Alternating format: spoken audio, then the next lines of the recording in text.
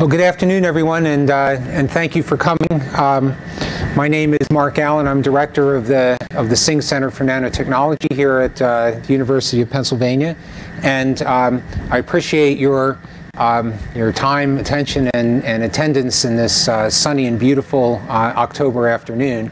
There are a few other people who are still enjoying the afternoon, but hopefully they will be filtering in as time goes on. I was asked to give you a 10-minute introduction. I decided I only had 2 minutes worth of things to say, so I'm giving you a 2-minute introduction. I'd like to personally welcome all of you to our 2017 annual Singh Nanovation Conference. This is a place where we try to think about innovation and technology and how we can have those two very important things that we do meet up and create new products, new ideas, new structures, devices, materials, and whatnot. It's a pleasure to see so many members of the nanoscience, engineering, technology communities here, as well as entrepreneurial communities. So I think we really have a good opportunity to create this sort of ecosystem necessary to further all of our scientific engineering and commercialization interests. So what's going to happen over the next day and a half? We're going to have the opportunity to hear presentations from academia, from industry, from government, from the private sector. The goal of this assembly is really to enable people to have the opportunity to learn about the latest scientific advances in this promising nanotechnology area, and really also to network with others throughout the Mid-Atlantic region to further interaction. And I think that maybe is an even more important outcome of this meeting. Please, if you don't know people here, make new friends, come up with new ideas, have new projects. This is the kind of thing that I think is perhaps the most important output of a meeting like this. So here at the Singh Center, our mission is really to be this convening point, to be able to try to catalyze activities like this, and also to be able to provide access to state-of-the-art fabrication and characterization equipment. I hope that all of you either have had a chance to see the Singh Center or will take advantage of opportunities over the next day and a half to tour the facilities and talk to people with the expertise in nanotechnology that could help you with your particular projects. Before we kick off the program, I do want to say thank you to a few people. First of all, none of this happens without dedicated staff, and certainly Shannon Migdal and John Russell have been at the forefront of making this event happen. I'd also like to thank our distinguished group of speakers, Brian DiPaolo, Michael Sphere, and John Leto, along with our very generous sponsors. You will be firsthand enjoying their generosity this evening at the cocktail hour, so please thank them. And last but not least, by far, all of the students who have participated in setting up this event and showing you some of their research over lunch, and hopefully we'll be having a chance to interact with them over the next day and a half. And then finally, again, thank you for spending your sunny afternoon with us today and tomorrow to learn more and catalyze nanotechnology in the Mid-Atlantic region. So with that, I'd like to kick off the program and introduce our first two speakers in an industry spotlight from Exponent Technologies. So Exponent is a company that does a lot of things, but one of them, of course, is material characterization and measurement. For those of you who don't know, they're located just up the street here at 34th and Market.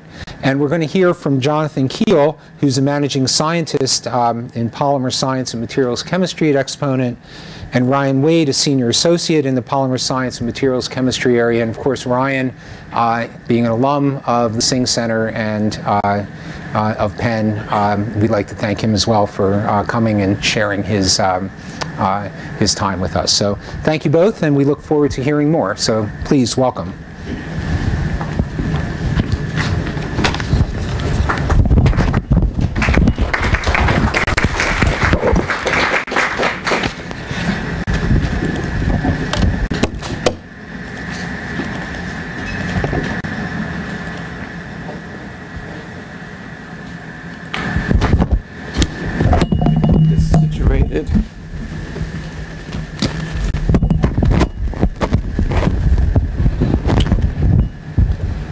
Can everyone hear me in the back, sort of? I can project as long as this is picking up. We good? Okay. All right. Well, thank you again for that introduction. As Mark alluded to, John and I both work for a company, Exponent, located just down the street, and we are a scientific consulting company. So most people are familiar with management consultants. So what exactly is an engineering and science consulting company? Well, we work on a bunch of different projects, and so our company in particular is kind of multifaceted in that we work on a lot of different things, from whether it's construction to polymers, that's our group, to biomedical, and everything in between.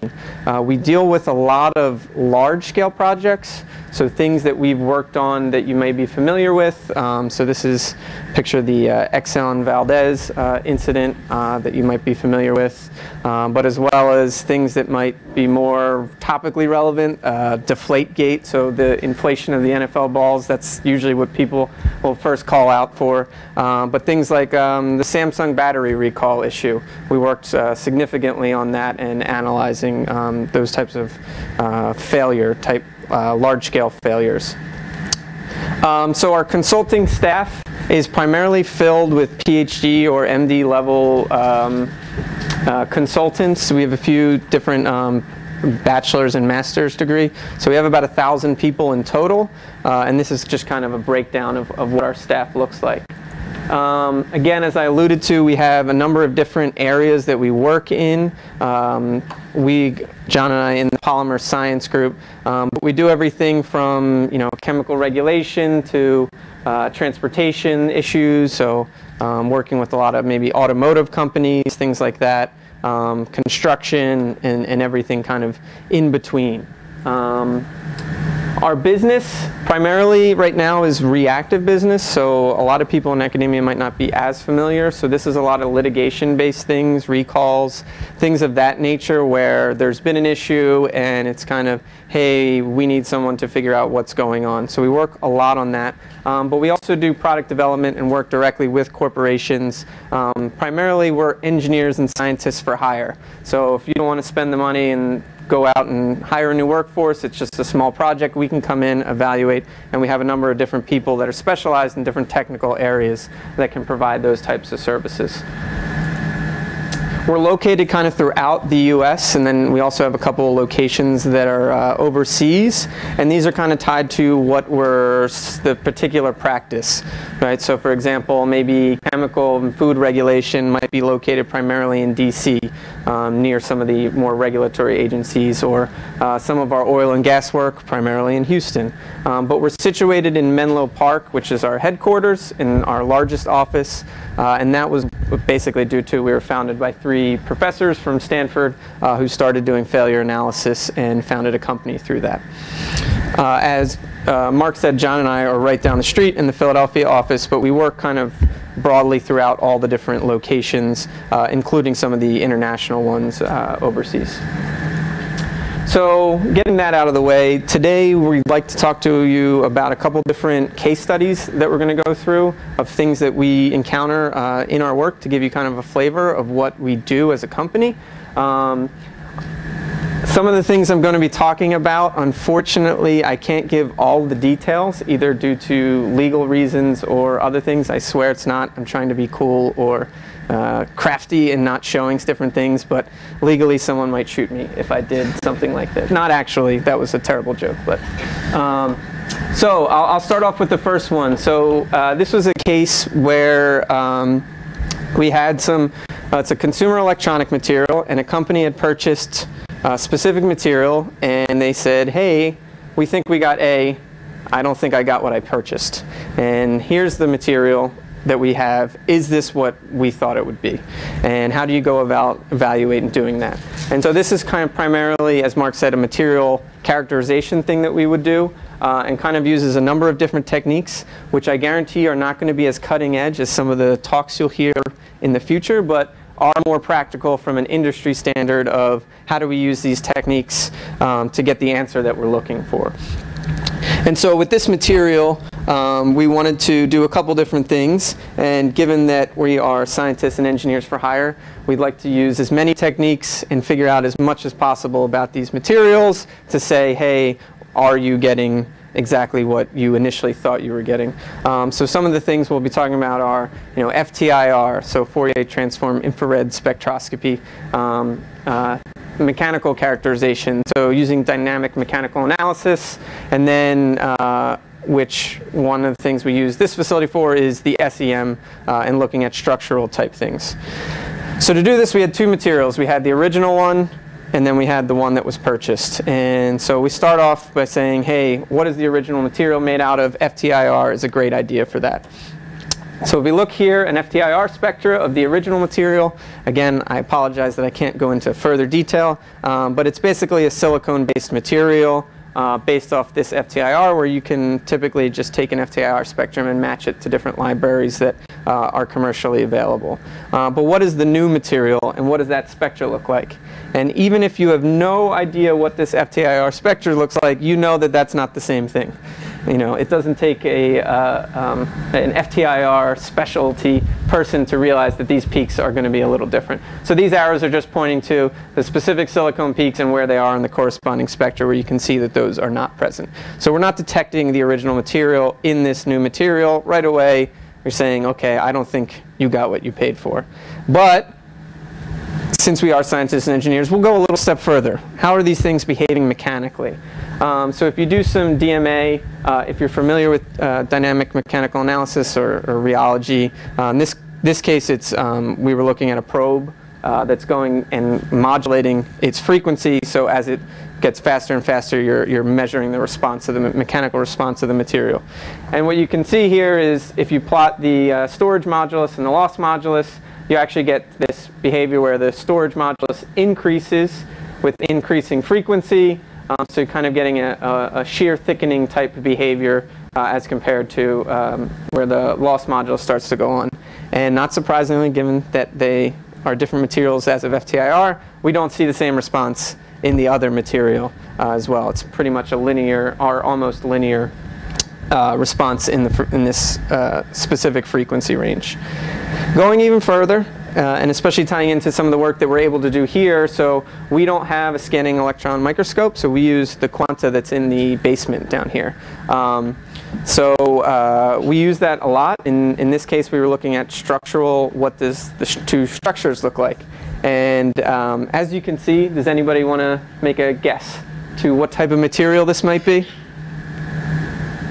Everyone's? Silica nanoparticles. See, you are going even advanced. That's an academic. This is just a foam. So exactly. and this is a thermoplastic elastomer. Right? So you're getting huge differences. These are not the same material. The long and short of this story is this is actually an ongoing issue that has now moved further given our characterization of these two materials being different. But just kind of references some of the ways that different characterization techniques that we may use in an everyday situation to look at different materials. The next one I'd like to talk about is a safety equipment failure. So this is for a lens, a face shield, that would be used for personal protective equipment. And what was happening was the face shield was cracking. And not cracking in use, it was just sitting there and then a crack forms. So what is going on with this material? So we received one of the failed units and then just some optical microscopy. You can see the crack kind of coming through here and initiating all throughout the front of the lens. So the front on here and then the back obviously behind it. So just like before, we typically want to exactly know what material we're dealing with. In this case, again, using FTIR, we did analysis to show there's three different materials that are actually being in play. So there's the exterior of the face shield with an acrylic material and acrylic coating. The polycarbonate is the center portion of the face shield. And then there's a polyurethane coating on the interior, which we figured was presumably for an anti-fog coating for some of these protective equipments. And really, when doing a lot of failure analysis, some things pop out to you. One is polycarbonate. is particularly known for environmental stress cracking. So this is a phenomena kind of shown here, where you get failure at stresses well below what you would expect failure to have for a specific material. And this occurs when a specific chemical kind of invades from the surface and then causes that failure to happen at lower stress. So it's a creep type mechanism. And it's responsible for a lot of failures within plastic parts. What I want to point out here is this is not chemical degradation.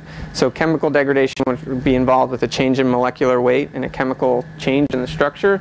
This is just, hey, it's almost too compatible. This small chemical agent is getting into the material and opening up, initiating a crack, and that crack can propagate and kind of go through. And one of the hallmarks is actually shown here. It's these, we'll call them beach marks, which they're known for, which kind of look like waves as they ripple in. And so you can get crack initiation, propagation. These beach marks are indicative of crazing. It stops and then moves forward, and the crack propagates until you get failure. And so to kind of look at this and see, that's our initial assumption. What are we looking at? Here's some more in-depth. This is just optical microscopy that we have using a Keyence, three-dimensional reconstruction for optical images. And you can see there's some, it's a little difficult here, but you start to get like a clamshell type of pattern around here that's typically a hallmark of ESC. But we really want to look at the cracked surface. What does the initial, if you pop this open, what does it look like? So we can pop open the lens itself, and you can see the interior of the cracked surface. And if we look at that as a cross section, you can start to see, you can see it here. There's multiple crack initiation sites. So one being here, another being out here and propagating out. And you start to see kind of the initiation site from the inside of the material. You can then go into SEM, again using the Quanta in the basement. It's a great machine. I'm advertising now, shamelessly. But this is just through microscopy here, and so I had mentioned those beach marks before, and you can start to see where these cracks would have propagated and then continued before failing. So what this did was say, hey, we're confirming this is what we think it is, ESC. But then again, where is it starting from? So what would be the offending thing that's causing this face shield to crack? So this is starting from the interior of the surface. And so what we next did was, which I'm not going to show you the spectra here, but we used GCMS. So what you can do is you can take a solvent, rinse on the actual surface of the material itself, and then extract from that solvent and look for anything that may be present that's getting in there. And what we found was there was a couple different materials, namely some amines and some phthalates, that could be causing issues that were identified then in the O-ring and in the lubricant of an O-ring that was contacting that area. So it was a chemical compatibility issue, and then that kind of directed the company to, hey, we need to re-look at our O-ring and lubricant, and it kind of went from there. And that's kind of a common theme of, hey, we typically get to one area, and the company or corporation or whoever we're working with will say, oh, okay, yep, you're done. And that's kind of the life of a for-hire engineer. It's nice because you get to do the scientific work, but then at the same time, sometimes you're kind of cut off at the end of, oh, we've used you, you can go back to your other jobs now. So that was kind of that project. The next one, I can introduce Dr. Jonathan Keel. Oh, I'll just grab the mic. Do you want the mic?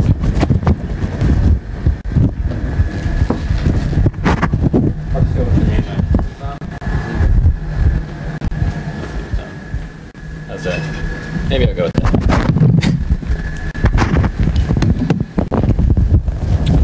All right, we'll go with that.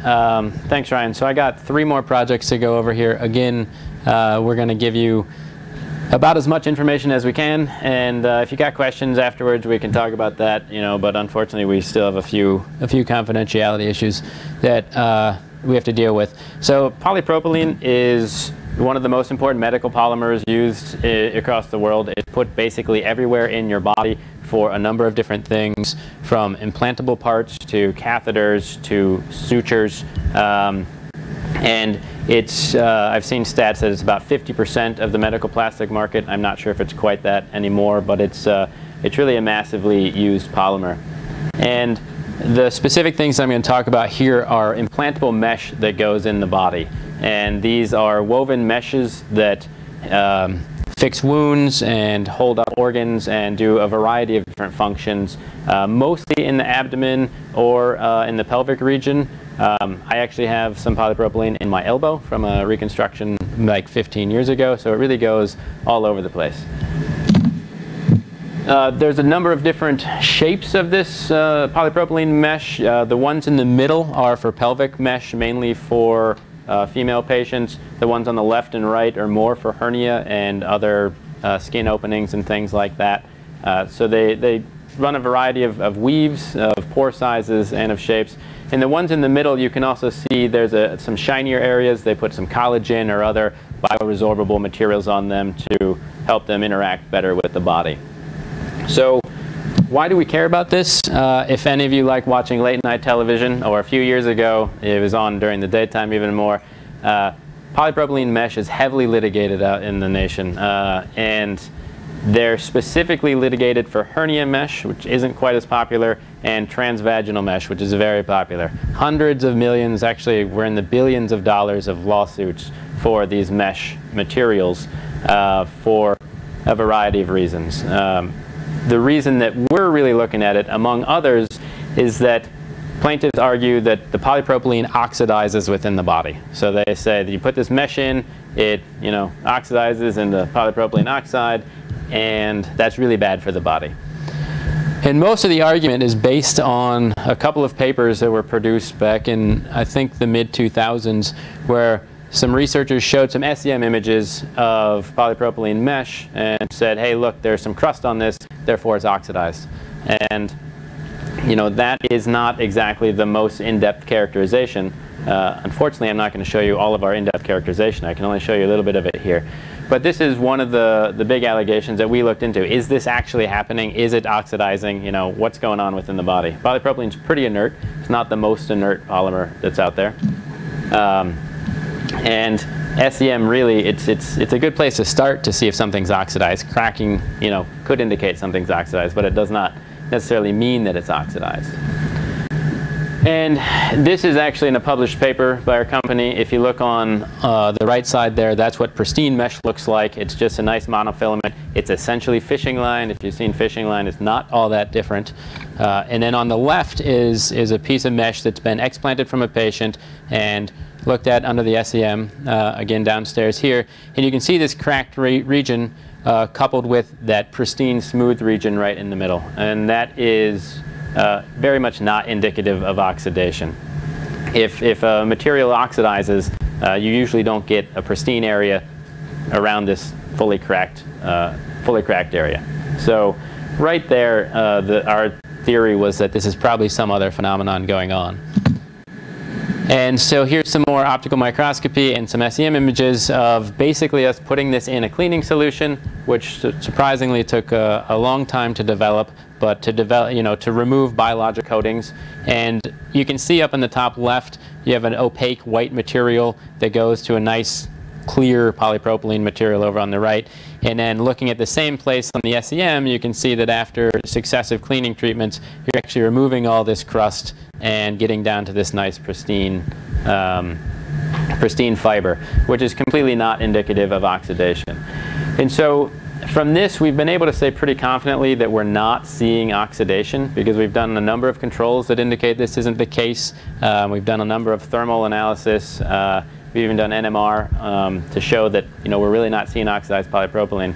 But in terms of the collaborative nature of this conference, we actually aren't really sure what the crust is. So if anybody has ideas or wants to collaborate, we're always open to talk to people and try and figure out what that crust is. It's about 1 to 5 microns thick. You don't get very much of it because you don't come across too many explants that come out of humans, and they're usually pretty small. We get like about 1 centimeter at a time, give or take.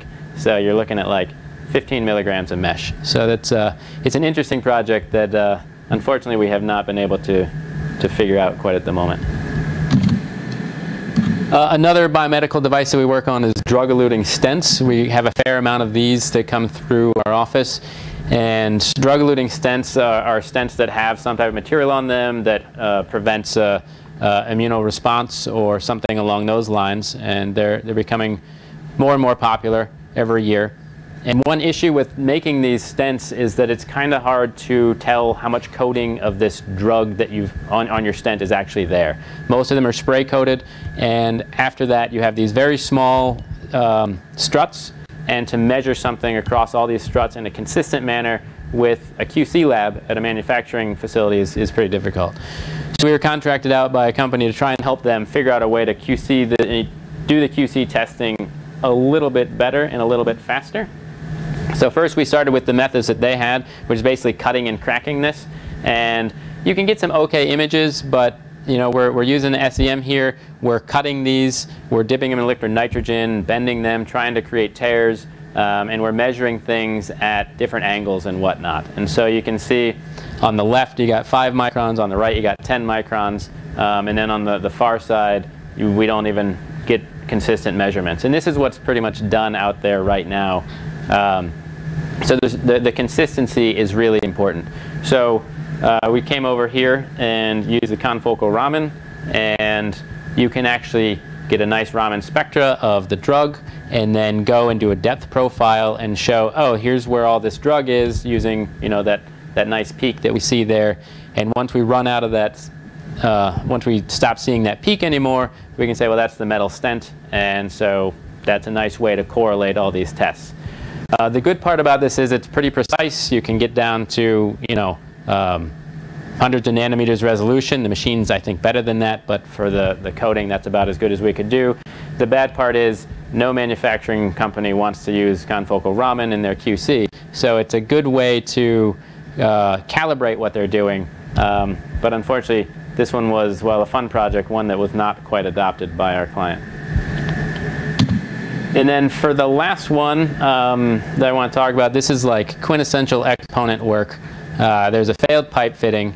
We have this fitting here that's a filter that was placed in line in a HVAC system for some water.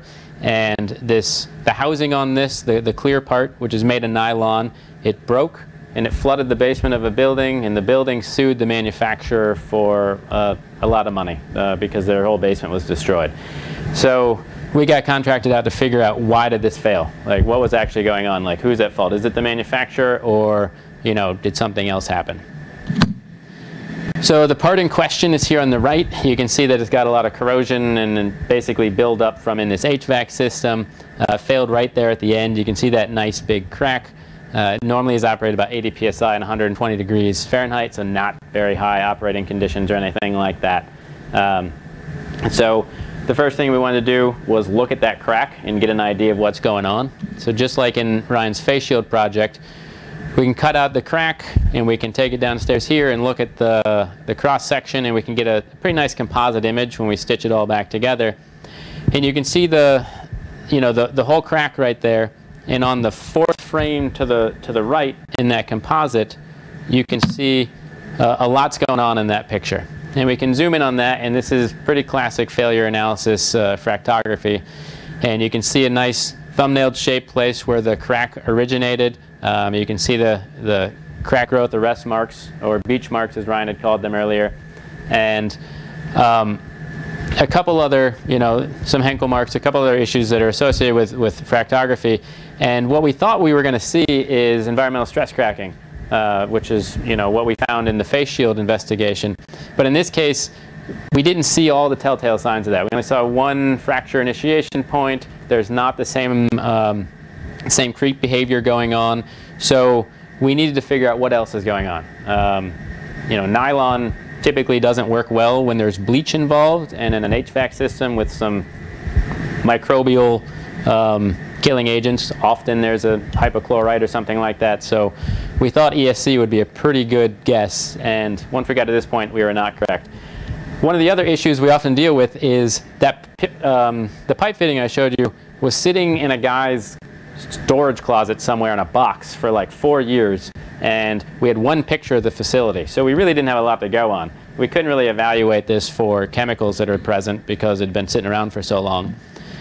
But we did have this one picture of the setup, and so in this case the water flows in on that pipe from the right to the left, and over here on the left it goes straight to a drain. It just opened up and just dumped into a drain.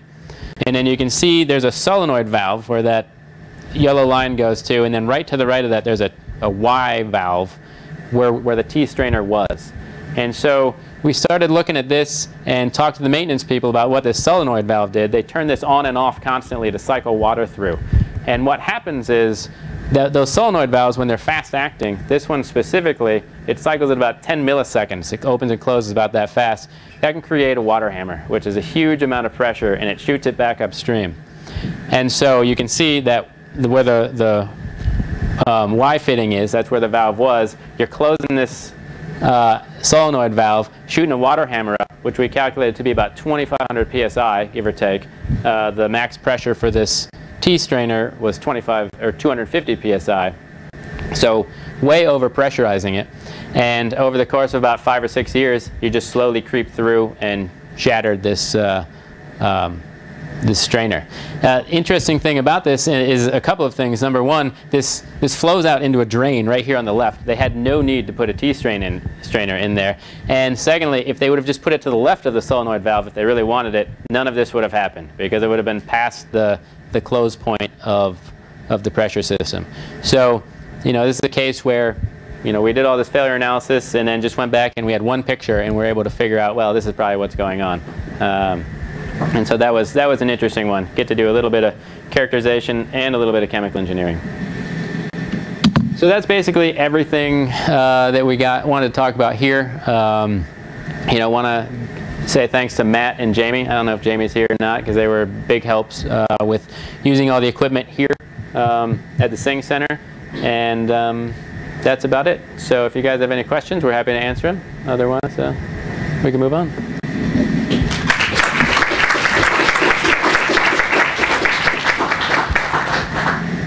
So any questions? Any difficult home improvement projects that are failing? What was the outcome of the lawsuit? They settled. The company told me the whole time, we never settle. We want to make sure we never settle. And so lawsuits like these, they often go to depositions or trials. This was actually in the state of Pennsylvania, so they go to arbitration, which is, I still don't really know what that is fully. And I was in my car to drive to the arbitration, and the lawyer calls me. He's like, hey, we settled. And I was like, well, I haven't left my driveway yet, so that's okay. I was sitting right there. And I don't know what, I think they settled. They settled for like $1,200 or something ridiculously small number, you know. It just, So Brian and Jonathan, thank you. Those are really interesting cases and really interesting use of the facilities here. I wanted to ask for your comments on why did you come to use facilities at the Singh Center? You could have gone to a contract research company. Was it geography? Is it cheaper? Close relationship?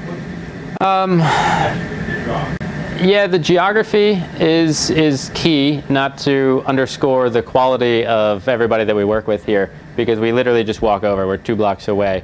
But the facilities are really great. I don't think I've gone to a lot of inspections at contract labs, and I don't think anyone has anything that compares to here. And so that is also an outstanding attribute. You know, we can do things just on the quanta downstairs that nobody else in other labs can do, no matter where we're at. And so that part's really huge. I mean, it's really just, you know, part of being, one of the reasons we have an office here is because we're in University City. And, you know, we have such, you know, there's the talent base, there's the knowledge base, and, you know, we have the Singh Nano Center here. It's really all of the above. Yeah, part of that is also, too, just to speak that, you know, the microscope, so I did my PhD here, so I was already using that microscope. So it's nice to be able to control your own sample so you know exactly what's going on.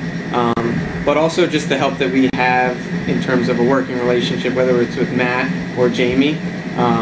If there's an issue, Jamie's right there and we can figure it out together. So I think that collaboration of being right here next to each other has helped out tremendously in advancing a lot of our work. Yeah. Great. Well, thank you guys again for giving us a very interesting window into how we can use these characterization tools to solve problems in the world. Thanks again. Thanks.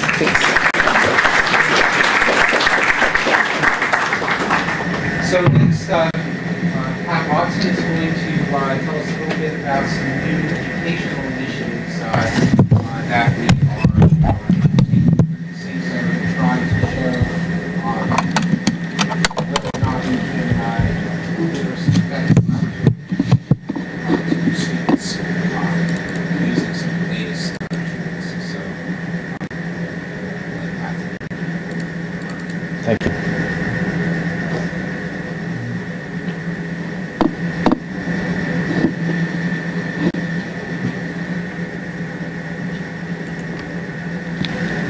Thanks, Mark. Hi, everyone. So I'm actually going to work with Kristen Field. Oh, I'm sorry. Got it here. Great. Kristen Field, also part of the Singh Center, is going to assist me in this presentation. So what I'd like to do is just give you a very brief overview of how education is connected to our Singh Center. And let's start with computer.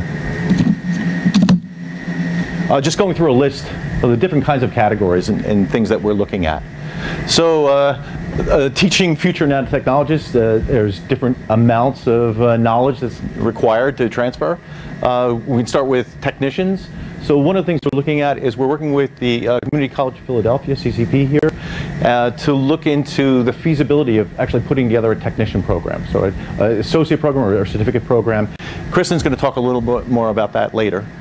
Then at the undergraduate level, just give you a brief listing of the courses that we have here at Penn that use this facility so students can get hands-on experience working with the equipment, characterization and fabrication equipment here. And also Kristen is going to talk a little bit about a minor that we have here. So part of the material science program, you can also, as an undergraduate, get a minor in nanotechnology. So at the graduate level, there's of course, there's fundamental research that's done here by PhD students. But as far as courses are concerned, we have several courses, and I'll go through a list again of them very briefly, just go over the highlights of them. But I'll talk a little more in depth about two other programs connected to education. One is a graduate student fellow program, and the other is a course that we just started, ESE 536, and we ran last spring, and we'll continue again this spring, this semester. And then, so I guess that covers different categories of maybe associate's degree, bachelor's degree, graduate degrees, MS, PhD, and then all of the above. Really, these categories are workshops, and in particular, we have a really well-subscribed microfluidics soft lithography workshop that runs just about once a month. This is free for anyone who would like to find out more about how microfluidics are designed and constructed. And we also, again for free, offer a summer nanofabrication boot camp where anyone is allowed to participate. So it involves some presentations, class, and also hands-on experience inside the clean room itself.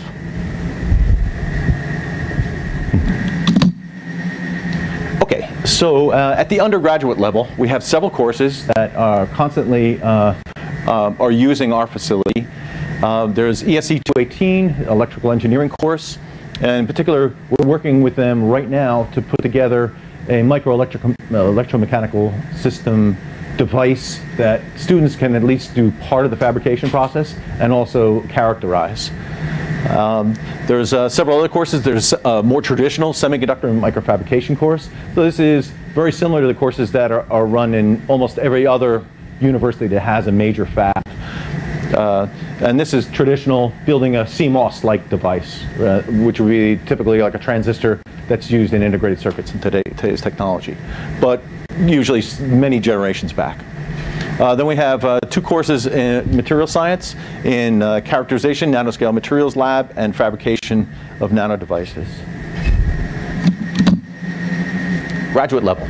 So we have a couple of graduate level courses, 500 level courses, and particularly in characterization.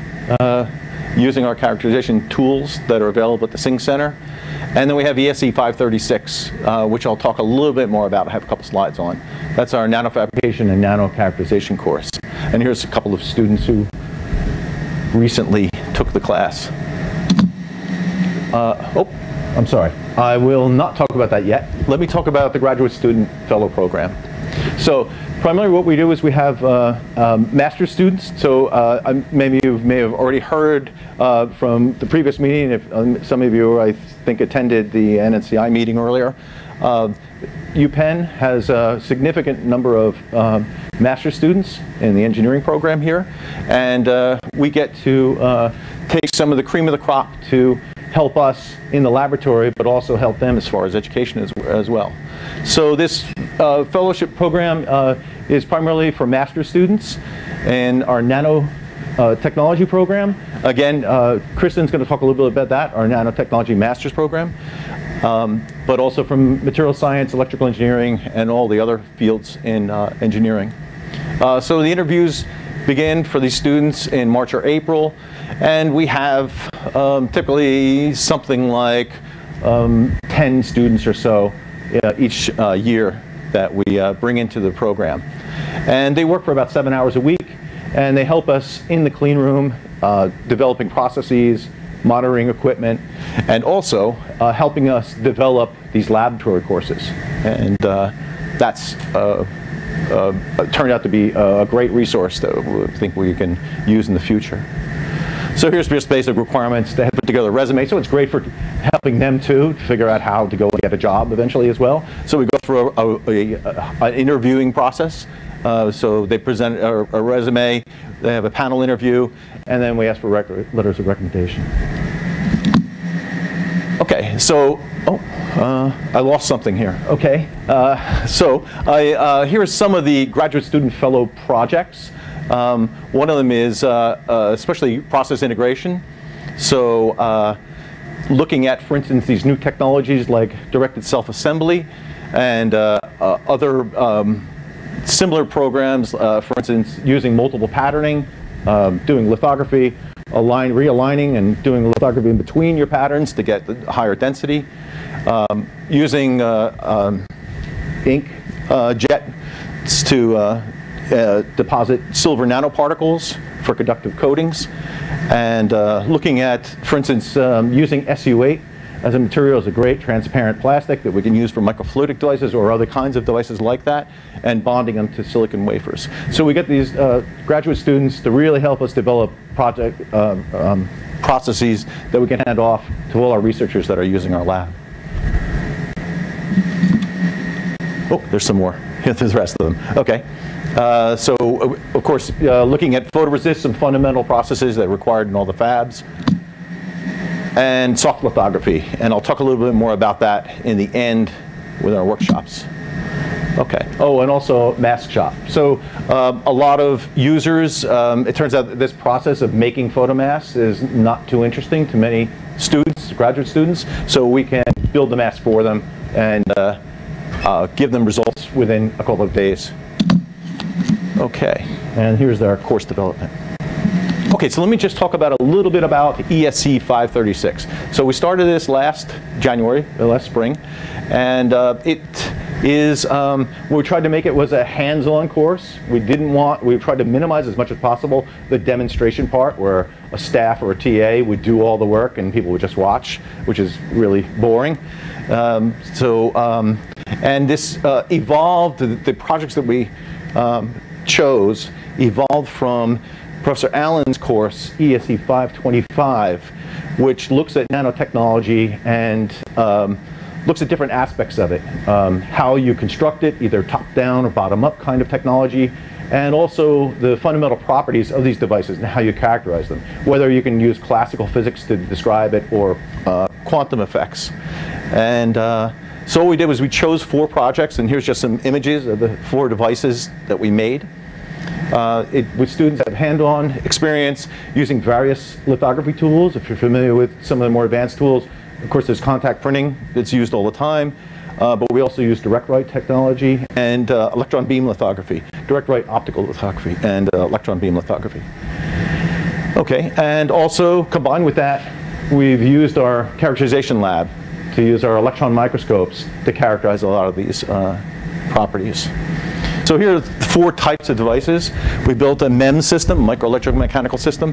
That's on the top left there. So that structure is freestanding. It's standing on top of the surface of the wafer, and we can apply a voltage and flex this device. Directed self-assembly potentially is a technology that might be used in integrated circuit manufacturing. You can see an example here. This is a top-down scanning electron microscope view of these small little features, these lines and space patterns. They're inside these larger blocks. So we can use lithography to form these large blocks, which are on the order of a few hundred nanometers. That's pretty easy to do. And now we can use polymers and thermodynamics to force these polymers to line up in these periodic patterns. And now we get this multiplication effect. Now we can make many, many tiny patterns, and we know exactly where they are because we define the edges with the larger features. There's another device here. This is a 2D graphene device, and it's we made a pH sensor basically out of it. So we combined 2D device processing with microfluidics, and we could flow fluid across these transistors and measure the characteristics of the fluid through the changing current for a particular voltage across those devices. And finally, a quantum dot synthesis experiment where we created them, synthesized these in traditional chemistry kind of hoods, and characterized them with our optical and electron microscopy techniques. Okay, so that's pretty much that. Okay, so let me just now talk about our workshops. So we have, in particular, a big one that describing soft lithography. It's fun. Everyone loves it. It's virtually filled up to a maximum of 6 students every time we run it, which is at least once a month. And they get to experience, well, first there's a presentation format in the morning, and then in the afternoon they actually get hands-on to actually build this device using molds, creating in these PDMS polymer materials, microfluidic devices that have channels and switches, so well, not switches, but the diverters, so we can show how these devices might be used to create something, particularly for biology and for medicine and applications like that. Okay, and then we also have our summer program. So this is a 2-day series of presentations, and with also hands-on experience. So there are presentation slides in some of the fundamental fabrication processes like lithography, etching, and deposition. And then we take the students into the clean room, and they actually get to use these particular tools. And that, I think, is all I wanted to say. So Kristen is going to talk about some other aspects that I didn't cover here yet.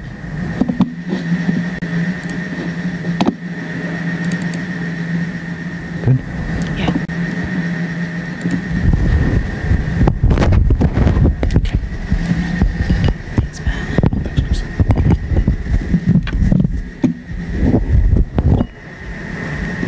Okay, so this is, I'm Kristen Field.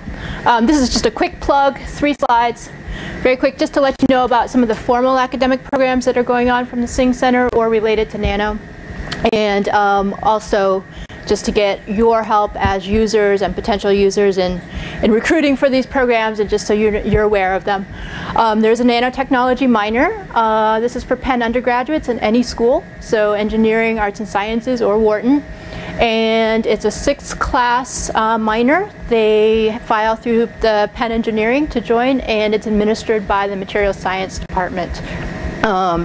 So if you know of any great undergraduates who are interested in nanotech, this is one avenue you can point them to.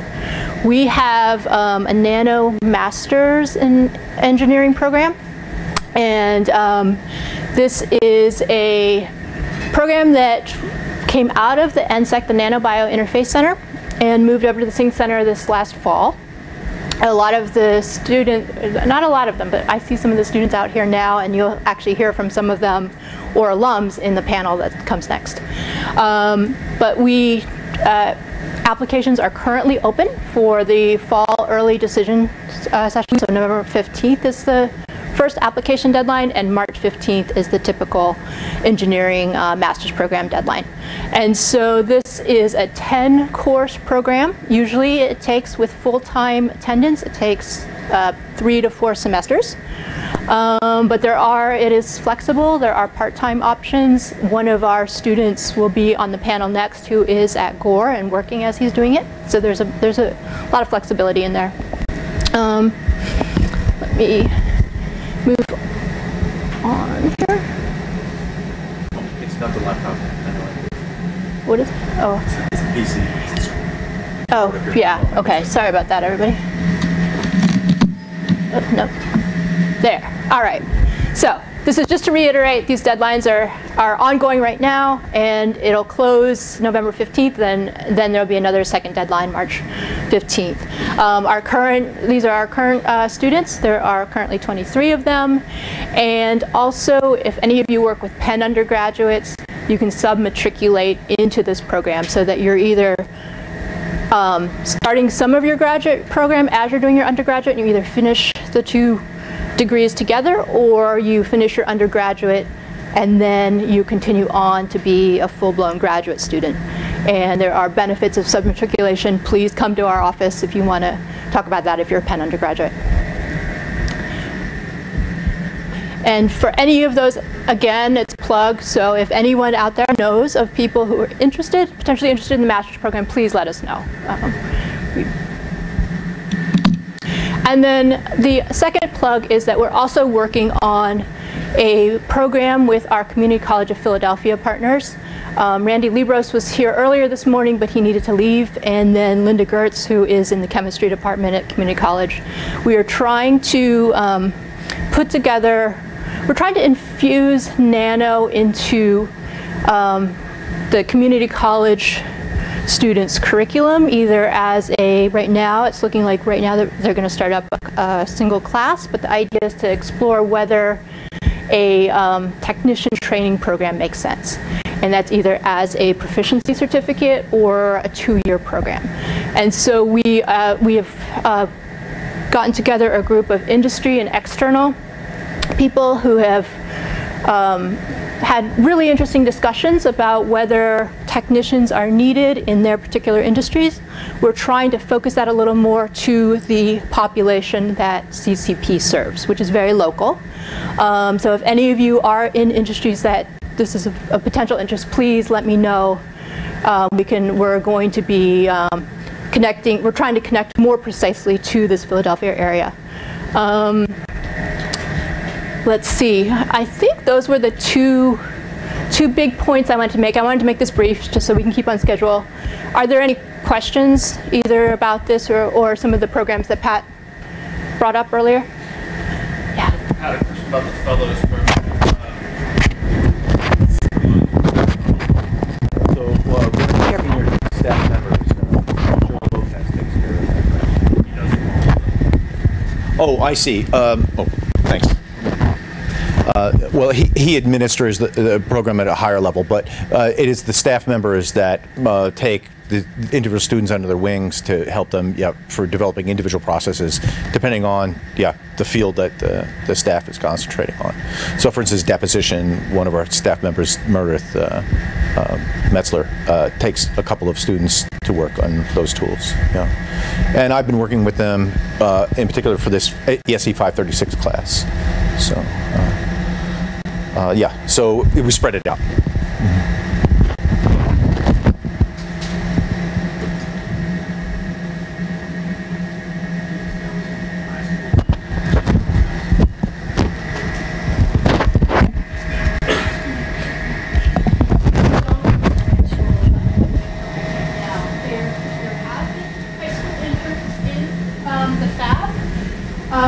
Pennsylvania in particular has pretty strict rules about background checks for minors. So that's a little bit of an obstacle. It's not impossible to get over. But we don't have a formal program, but right now I think they come in as if they've made some sort of individual contact. Is that right? No. With various people, and there's Okay, perfect.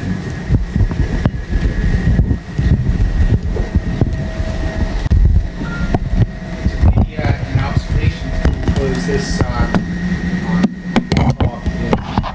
one of the things I've seen with the Student Fellows Program, as well as the people who have gone through some of these laboratory experiences that we're able to offer, is that they become a bit more marketable when they go on, students go on job searches, because they've had some experience. And that marketability, if that's the right word, extends to those students who are interested, say master's students who are interested in going on PhD programs, because potential PhD advisors know that these students have had some experimental nanotechnology training, and so that eases their transition into research. So with that, I thank you, Pat and Kristen, and I guess now what I'd like to do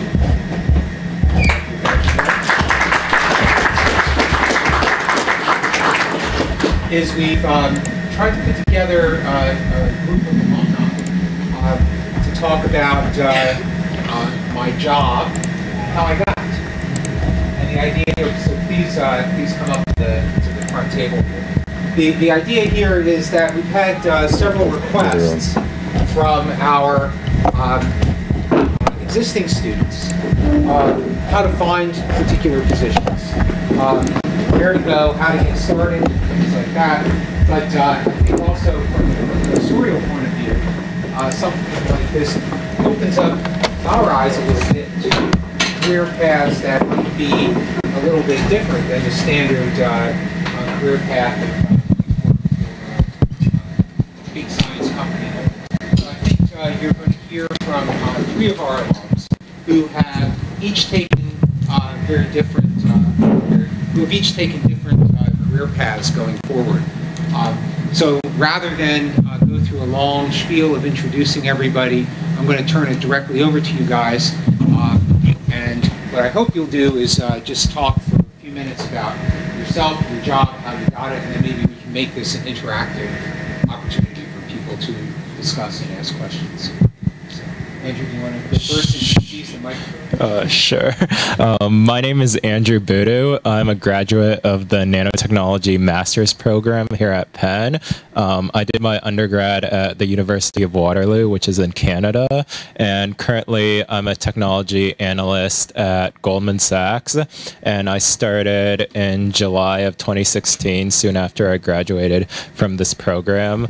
I guess I mainly work with our trading desk, which is Global Liquidity Products, and the primary purpose of this desk is to basically execute trades that increase the liquidity of the firm. Since the financial crisis, a lot of big companies went under, not due to because they didn't have enough capital, but because of some of their capital wasn't liquid enough.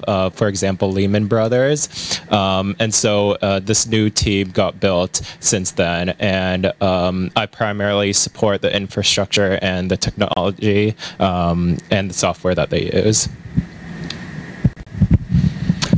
Hi, my name is Mark Edmondson. I'm a technologist at W.L. Gore & Associates.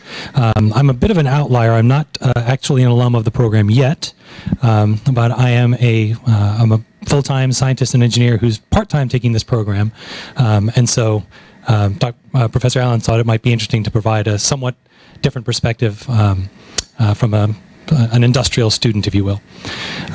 So I have a background in chemical engineering. I graduated from the University of Delaware, and I worked for some number of years in mostly electrochemical energy conversion and storage, primarily in polymer electrolyte membrane fuel cells, as well as some other kinds of primary and secondary batteries. Particularly in fuel cells, I became intrigued by nanotechnology. My practice in my job is a bit more material science focused, but there are a lot of themes in PEMFCs that are relevant to nanotechnology. Certainly, electrocatalysts, nanoparticulate catalysts.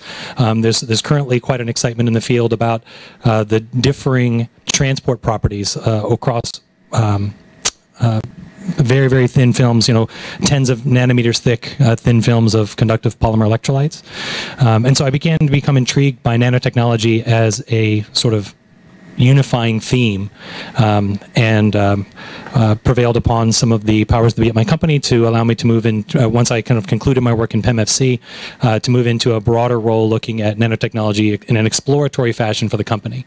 There's a lot, what I found is that fuel cells was not alone in this. There are many things that my company does that, looked at from a different lens, have to touch on nanotechnology.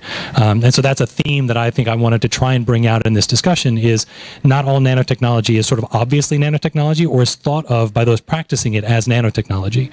And I think that's one thing that students of this program can do to help benefit companies, is to help them sort of reframe and think differently about some of the problems or challenges that they now face.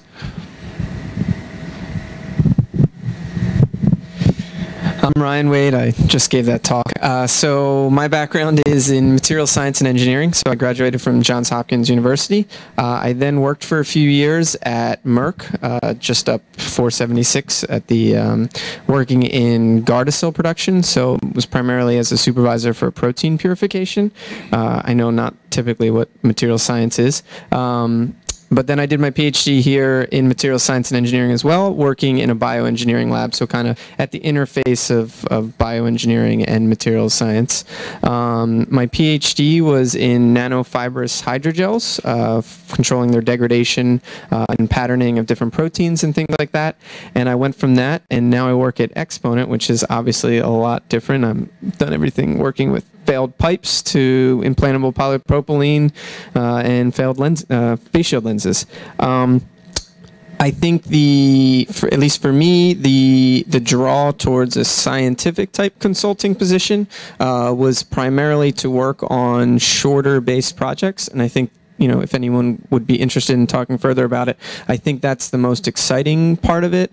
When I was doing my PhD, a lot of the academic work is more specific, and you become the expert in your specific field, doing, you know, more long-term, you know, months to years to multiple year type projects.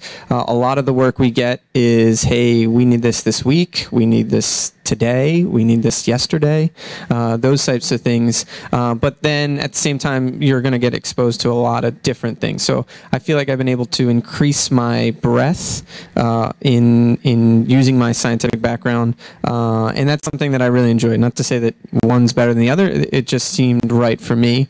And I've also enjoyed the role of interacting with your different clients, whether that be corporations, whether that be lawyers, things like that. So there's a lot of FaceTime, I'll say, with a lot of different clients.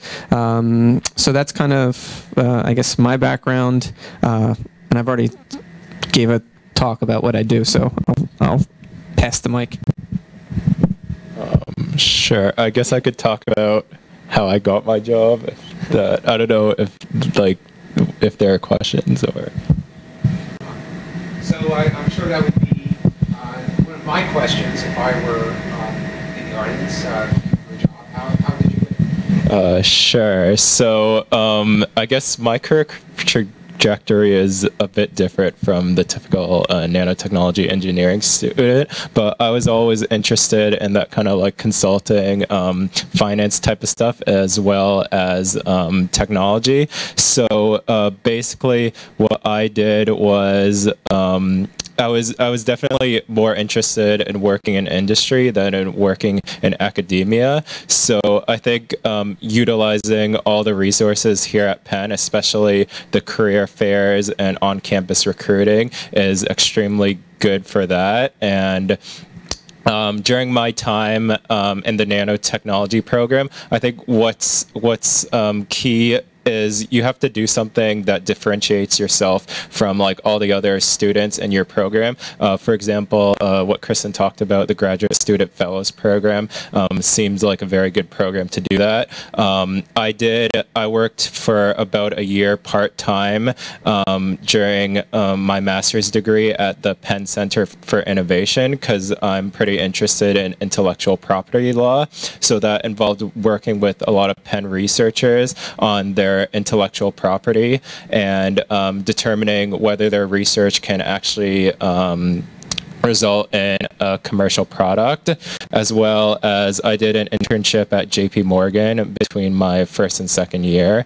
And I believe in the nanotechnology program, there is a business component. So for that, I took some engineering entrepreneurship courses. And during one of them, my team and I actually made a business plan to commercialize a retinal prosthetic device that essentially gets implanted in the patient's eye. And it'll allow them, for patients affected with degenerative conditions such as retinitis pigmentosa and macular degeneration, it allows them to see again. And that involved a lot of modeling out the financials, the projections for if investors would potentially invest in the company, what their rate of return will be, as well as developing the actual scientific method behind the production of it. And so basically being involved in the community, I think, is a very key key way to get a different type of career path. I personally got my job through the on-campus recruiting events, so definitely networking with all the companies that come here is a very good thing to do. So I can answer this question two ways. The way I got my job originally was actually very similar. Let me try answering a somewhat more recent question of how did I get from an entry level position in the company to a nanotechnology specific role. That may not be what a lot of folks are interested in, but I still think that the way I went about it may have some useful analogies to what a student trying to get into a company might go through. So I guess the first thing that I had to understand was that nanotechnology means different things to different people, and you sort of have to you have to alter your pitch depending on your audience, so it helps to know your audience. In my experience, the response usually falls into one of four categories, which I might describe as rapture, fear, skepticism, or confusion. So rapture is, so this would be the category of folks that, hear nanotechnology and it's an exciting technology, right? It's excitement. So that sort of requires one approach. Fear is, for many people, nanotechnology is, boy, it's an uncertain regulatory environment. It might be an uncertain supply chain. We don't really understand it. Maybe they're nervous about exposing, the environment or employees to nanotechnology.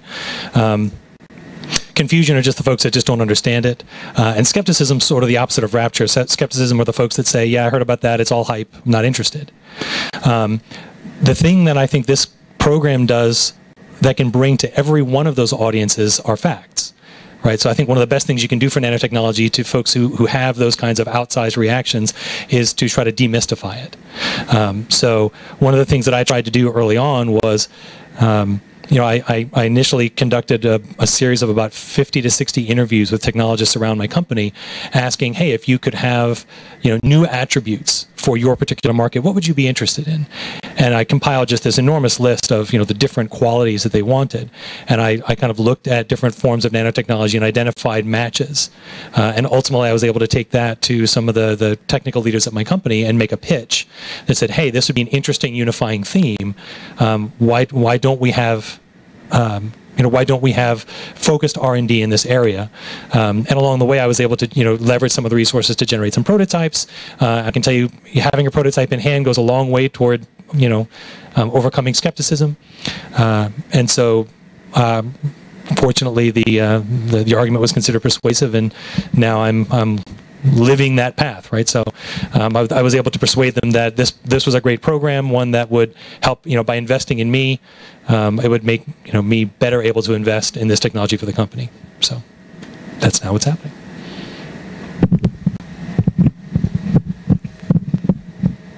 For me, the first job that I first got for Merck when I was at Johns Hopkins was also through on-campus recruiting. But I'll tie that into the biggest thing that I could say about finding a job, since I've had to find multiple now, is who you know and what your resume is. So in terms of the who you know, even though on campus one, the person who was recruiting was from Hopkins and knew a professor of mine, so there was kind of a connection there. As well as, I can honestly say, so when I got my job at Exponent, John, who's sitting right over there, wanted to set up a meeting specifically, I think, about implantable polypropylene to talk with someone from my lab who he was friends with. I got wind of that. We had lunch. He said, oh, hey, if you give me your resume, I can expense this. And so I gave him my resume. And it went from there, and now we work together, and things have been great. But a different job that I was actually also had received an offer with was through a professor from Hopkins that I knew 6 years before. I had talked to him, and he said, oh, I have a student who's looking for someone in your type of field. I'll put you two in touch. So that kind of network to me is by far the most important thing. I've applied to positions that could have been as specific as, hey, we're looking for someone from Penn who makes nanofibrous hydrogels in your building in that room. Oh, no, you're not right for that. And you're like, what? I'm perfect for this. I've done everything for this. But unless you sometimes know someone or have an in or can get that resume in front of someone, it can kind of fall on deaf ears when you're doing that. The second thing that I think has helped me, in speaking from my experience, is being, especially for my job, being able to do a lot or have a lot of experience and different techniques in a lot of different areas. So if you're collaborating or doing something, are you just passing it off to someone, or are you passing it off and learning exactly how they do that technique so you could do it yourself if necessary? I think that in every chance just gives you more and more experience and makes you more marketable to whoever it is. So for example, if I'm doing nuclear magnetic resonance, are you running them yourself? Do you know what you're doing? Are you looking at the spectra, or are you just giving it to someone and getting results back? Are you running the SCM? Are you doing these other techniques? Because the more that you can own that, especially if you get to an interview situation, the more that I think will help you in the long run, because ultimately you don't know exactly what that person on the other side of the table is looking for. So the more that you can put on there and have that and own that, I think has been the other thing that's been very, very helpful for me.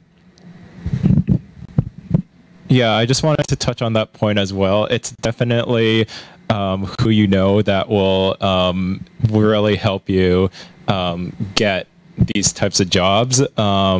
Basically, there are way more qualified applicants for these jobs than that there are positions available. So being able to get that sort of in, for example, having coffee chats, maybe someone who has done an internship at a company that you may be interested in, definitely reach out to them to get coffee. Or if recruiters have a meeting with you, definitely take advantage of that. And one thing that I would recommend is, if you know the person's name before you go to meet them, definitely do a quick LinkedIn search for them, because if you have anything in common with their background, that definitely could be a major talking point into getting them into liking you.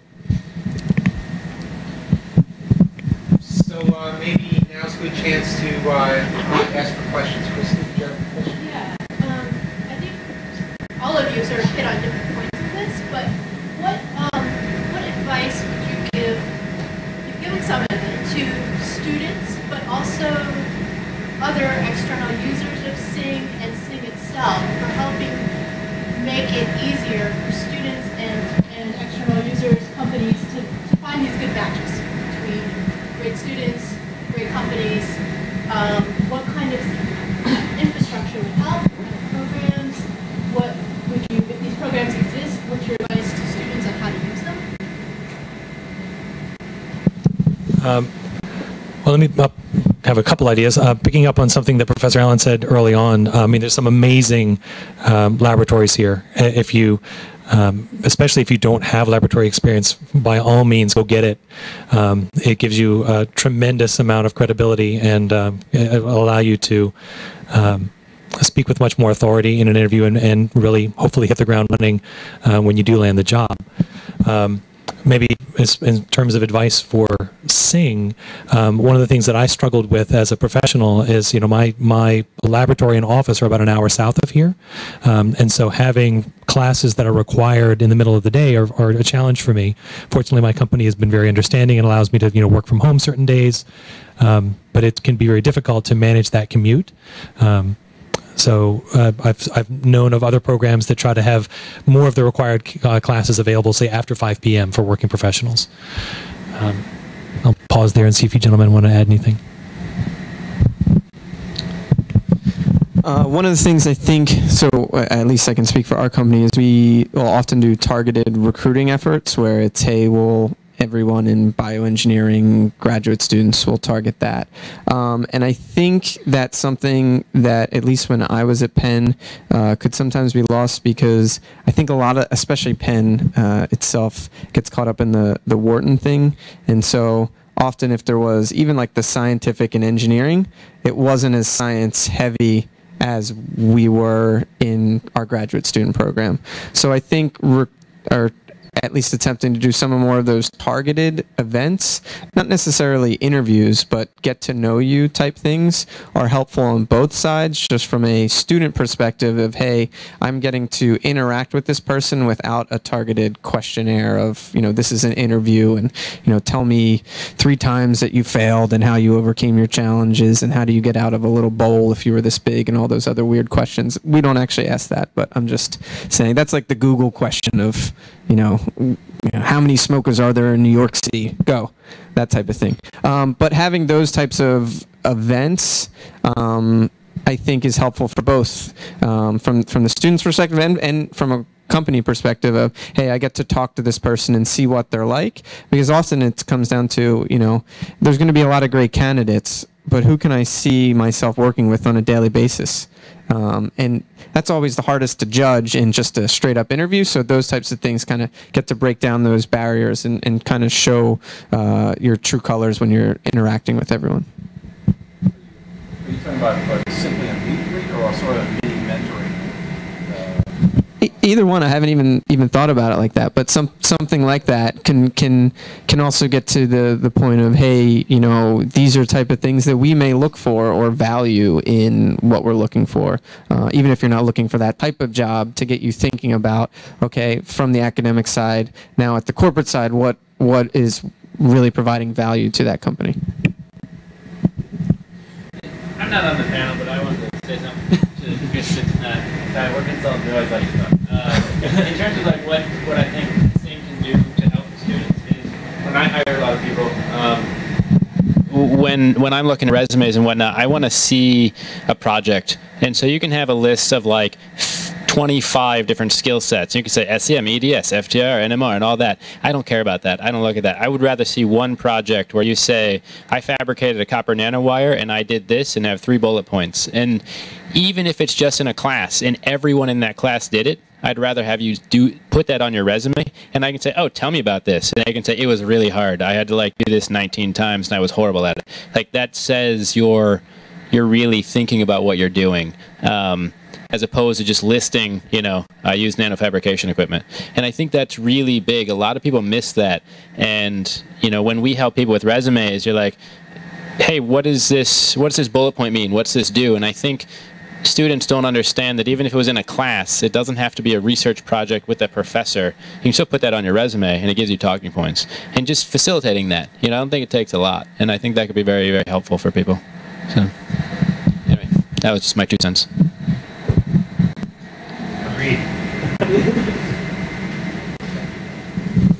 I'm Keith Cooper, and I'm also from industry. A topic that I think I've heard touched maybe near without this name so far is communication. The emphasis when you're in school, and there are lots of excellent schools represented here, the emphasis in school is that you're learning something. Well, in industry, it's much more on being able to communicate. You're communicating to a funding source, to a supervisor, to peers, to underlings, things like that. So work on your communication skills, especially to people that may not be experts in your field. Probably in the consulting field, you deal with a lot of people who they don't know what a crack propagation is. They don't know what a Crack is. yeah, they don't know what a crack is. Exactly. And just a note on that is you can either create that in the classroom environment or in the lab, or if it's not offered specifically for you, then as students get together, learn how to present your specific findings from your lab to each other and do it in a way that communicates. And don't think you might not be a native English speaker. Learn how to do this stuff. Even if you are a native English speaker, it doesn't necessarily give you an advantage, because you need to learn to organize your thoughts in such a way that other people understand. And it doesn't depend that much on your language as it does your thought process. Do you think it would be useful to have more focused, I'll call it a career fair that's associated with nanoscience and technology? Or did you feel, because all of you, well, maybe Mark, you took a different path, but both Andrew and Ryan talked about the career fair as sort of the initial stepping stone. Is that something that is useful to create those initial, is that something we should try to do, or at least encourage Central Career Services to do? Because you're right, when I went to, I've gone to the career fair, and there were some, the broad engineering one, there were some companies there that were doing science and engineering. There were many companies doing software, and there were most companies doing financial stuff. Right, which is kind of an interesting for an engineering career fair. And I think that does reflect the interests of our students, but is there something more specific and focused we could do?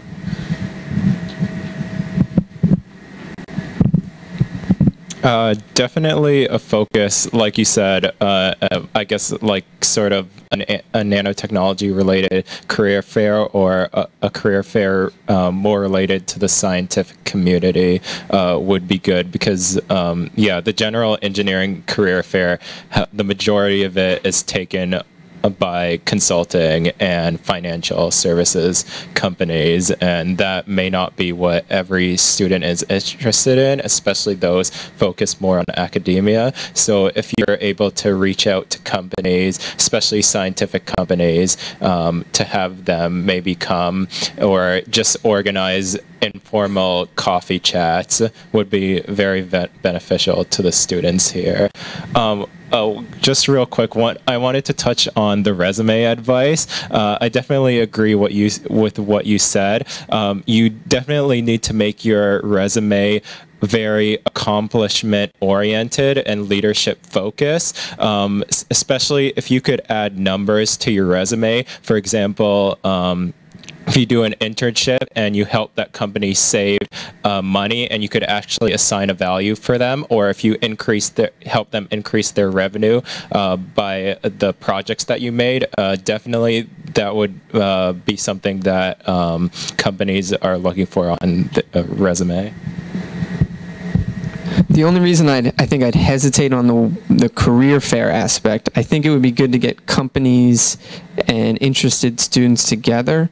At least in my experience, and others can speak as well, the career fair aspects oftentimes to me kind of seems like a book signing, where there's like the star companies that everyone wants to go to. There's like a line of 30 people trying to talk to them. And it's like, next, okay, here's your resume, next, okay. And it's hard to get to know someone, and the communication level on that is going to be very different than an informal meet and greet and getting to know someone. And that can also drive away someone that might have been interested, and they see a line and they're like, I'm just not going to stand in that line right now. So I think it's a step in the right direction, but I'm not sure if the fair is the right word, or a meet and greet, or something more informal, just to stop like that type of, I guess, type of interview type process from happening. So maybe along those lines, if you could combine it with an event like this, where there are more logical opportunities at a poster session, between talks for people to to meet up. I think that might help facilitate that communication. I also like the idea of a nano-focused career fair with the caveat. I go back to the first point I made about a lot of nanotechnology being practiced by people who may not recognize they're practicing nanotechnology. So there may be a lot of interesting nanotech jobs out there. The companies, it's possible that my company wouldn't have even thought to send someone to a nanotech job fair, and yet there's clearly an opportunity because I'm living that opportunity. So even if such a job fair comes about, I think it would be incredibly valuable. But as a student, I would recommend that you cast your net wide. Don't only go to that job fair, but go to the other science and engineering themed job fairs as well. The other thing I want to add, I think we're all going to agree with the idea of having sort of accomplishment or project-focused resumes. I think for having interviewed and hired folks myself, I'm always impressed when someone demonstrates intellectual curiosity in an interview. So especially if I'm interviewing a PhD or a master's student for a specific research area, if that person, I would recommend read a few papers, right, before you show up to the interview. Demonstrate, if I ask you a question about the technology, demonstrate that you've, have some idea of what the major questions are in the field. I think it also helps if you demonstrate that you know something about the company that you're interviewing with, right? So, if they're a ceramics company, if they're a thin film deposition company, if they're a polymers company, their interests are going to be very different, and it's going to help if you sort of demonstrate that you appreciate that and you can speak their language to some degree. So I think in the interests of time, we should probably bring this session to a close. But we will have a break, and maybe over the next 15 minutes or so, if there are individual questions for the panelists, if you'd be available, that would be wonderful. But let's certainly thank them for their candid thoughts and contributions. Thank you guys. So we'll reconvene in 15 minutes at 3:40, and the session then will be some lightning talks of some of the current research that's going on by Singh users, both within Penn as well as external to Penn. So look forward to seeing you shortly.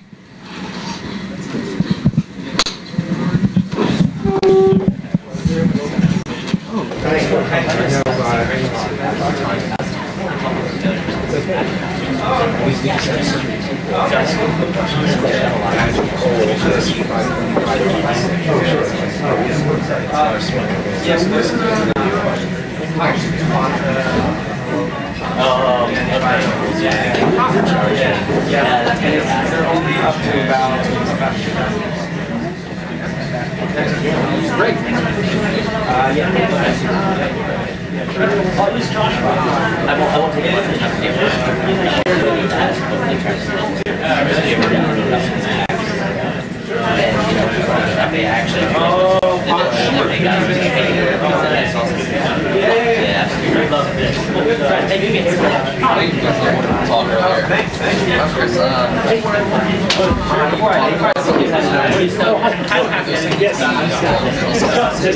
Mark, how are you?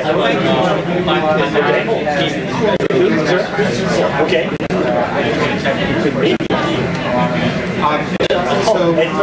I will. Absolutely. Okay. Okay.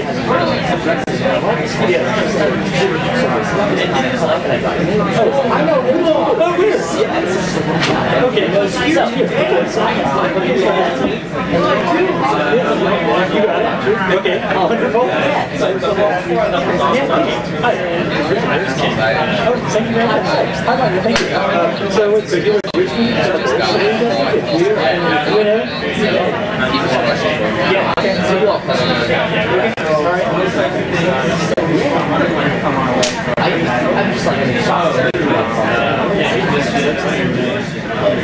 well, first of all, I love your music. So it feels so strange to be thought of as a third person. There's a guy, and I know, I'm like, yeah. So when did you join Lansing? Are you now? Really? Okay. Yeah, sure. This is from Chris? Oh, that's how you work for Chris. So it's been a long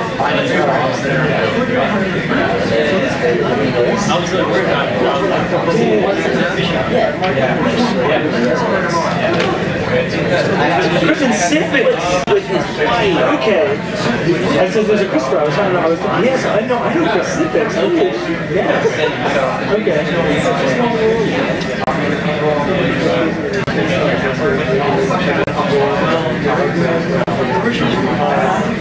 Oh my God! Yeah, no, Christopher. Yeah. That's awesome.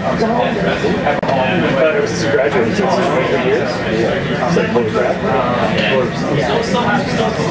Oh yeah, no, they're a fun company. So alright, so now that's what I have to take 25%. So when I didn't tell any of my coworkers that I was doing it because it was interesting. But some of them found out about it anyway because some of them keep up with nanotech and keep up with it. So I was approached by a coworker. She's like, I was trying to do this nanovation thing at Singh, right? The program I found you. And I was like, oh yeah, you did. She goes, yeah. Young alumni panel. She's like, I'm not convinced you qualify as either of those things. Enough of you, know. I told her, now I'm gonna print out the program and hang it on my wall. I'm gonna frame it. Young alumni. Young, see that right there, pal, for everybody. Young alumni.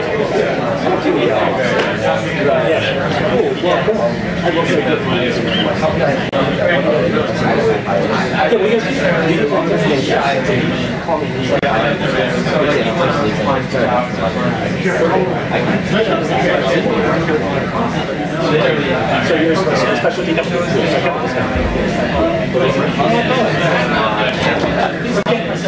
Okay. You don't have a card on me, which is great. But you know what I can do? I can give you my notebook. Is it Mark? It might be Mark. Okay, yeah. we're just going to hook you up. How do you want to be? Okay. I don't do it. There we go. The dongle, good. These are your two choices. So I just use this here? Yeah. Okay. Yep. It should automatically connect to yes.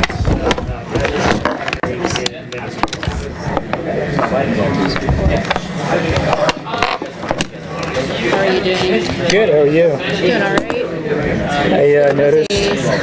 What's that? It's been a bit of a daze. Have you been helping with the... So we've been part of the NNCI meetings. That was the first day and a half. Overlapped with lunch, and now it's switching into... And, actually for me, it's been really light as far as, I haven't had to do much at all for organization, so that's great. But the last 2 days have been intense with 16 sites, annual visit. Yeah, you're okay. Yeah. It's based in Boston and Manila, but that doesn't mean that we can't have a certain address.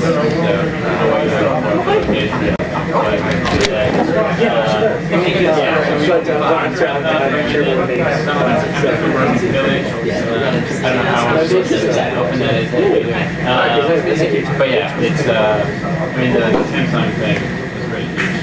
Now, yeah, we've done a lot of that over the years, but that really closed the whole world. It's one of the few projects we can say. People Google the issue and they'd be like, oh, we figured out the problem. I want to say hello. I'm not sure. That was actually Yeah, that was like one of the few things, especially the thing you said, like talking about it. Like, most of the stuff you'd be like, I think it's like, oh, we know you. But people like, a lot of the battery thing, they're like, oh yeah, why would you go live on the thing? Turn that off. I did. yeah, a lot of Did you want me to just leave it on? No, whatever, as long as it works. Yeah, it does. No, we're good. Thank you. Not that this is we can do all that Samsung. Yeah, someone should know, right? But it's always funny because So it's like, hey, you can help us out. But then a lot of people are like, You forget how to plug things in and whatnot. it was fun, but I can't talk. Yeah. Why did you just do that risky? I think number one, they want to see someone else what's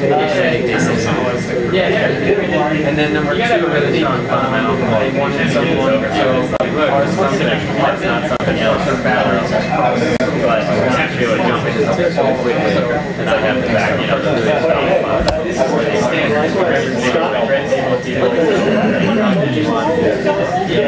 Yeah, feel free to tell us. Feel free to tell her just looking at cameras, they won't be shy. Yeah, that works too. Yeah, get it back inside the we do like parts or materials character. Are you out? Yeah. Okay.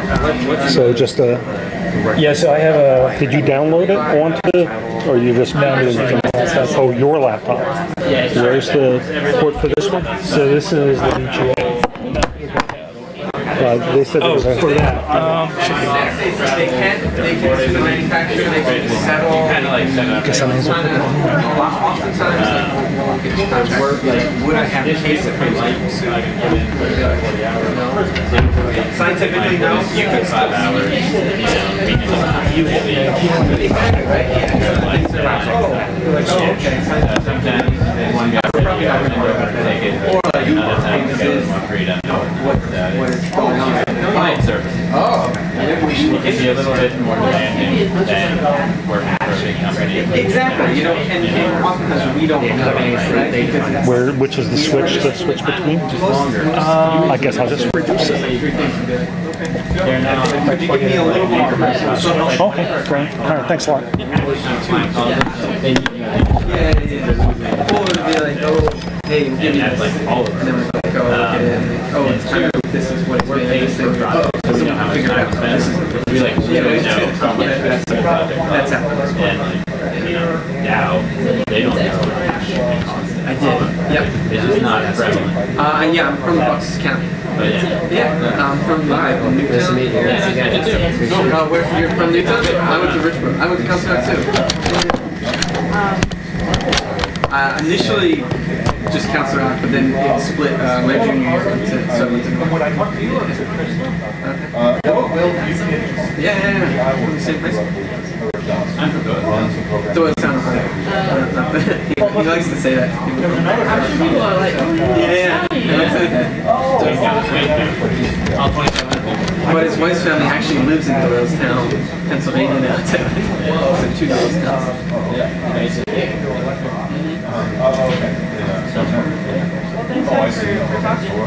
very interesting. Yeah. Okay. Yeah. All right. Well,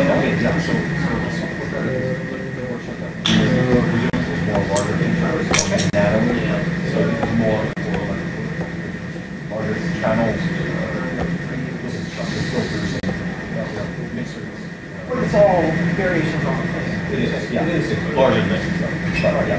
One day, morning presentations, afternoon, hands-on. You build it once you walk out.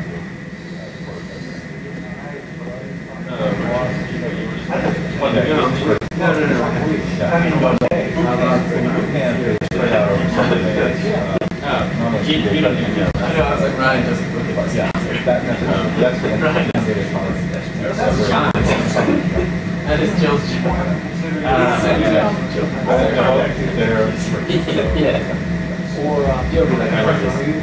I am. I'm on Ubank. Yep, sure. But what I'll do is I'll email you and get it up my own. What's the typical lead time?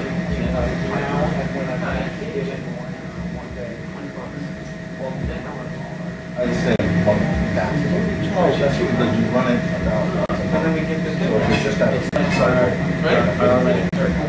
Especially that circle flows away. All the slots. Nothing goes up. Yeah, so there's a minute on the right. See, I'm not sure what I'll say. I know. You all know that.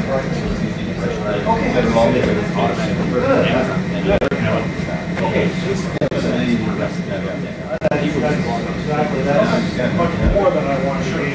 I didn't know that you guys. You're 5 months? Yeah.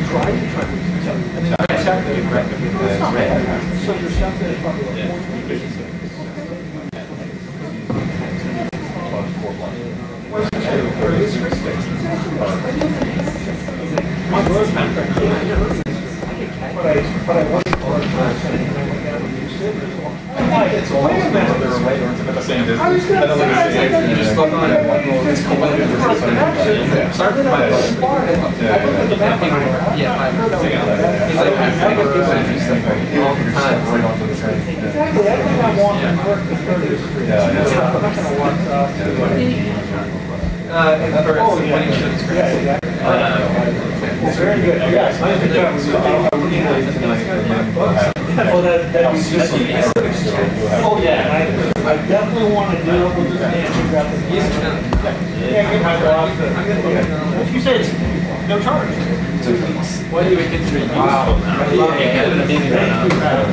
Wow.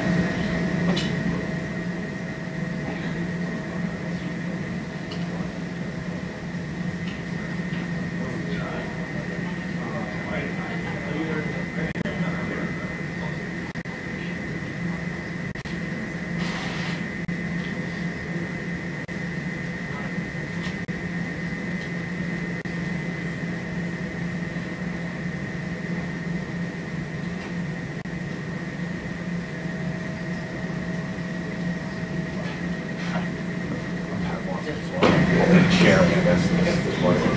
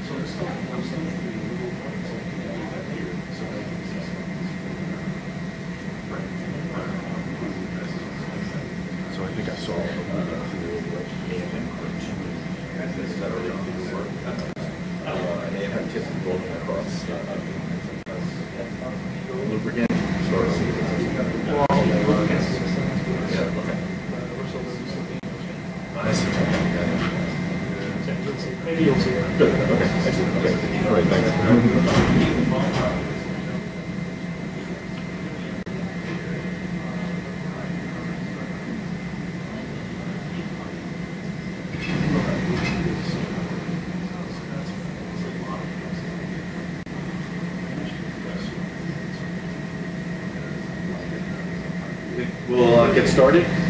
So let me introduce our next speaker, Harman Kari from UPenn, enabling novel nanomanufacturing methods and advanced lubricant additives using in situ atomic force microscopy. So I just want to make sure everybody can hear me without mic. Okay. All right. So my name is Harman Kari. I work in the lab with Dr. Rob Harpig in mechanical engineering. In the next few minutes, what I'd like to do is tell you a little bit about how we're using atomic force microscopy to perform nanoscale tribology, and in particular look at things like lubricant additives and methods for nanoscale patterning. So, all right, maybe I will use this. All right, so is this better for the back? Okay. All right, so what is tribology? Tribology is the study of surfaces in relative motion. So anytime you have two surfaces in sliding contact, you'll have phenomena such as friction, wear, requiring the need for lubrication.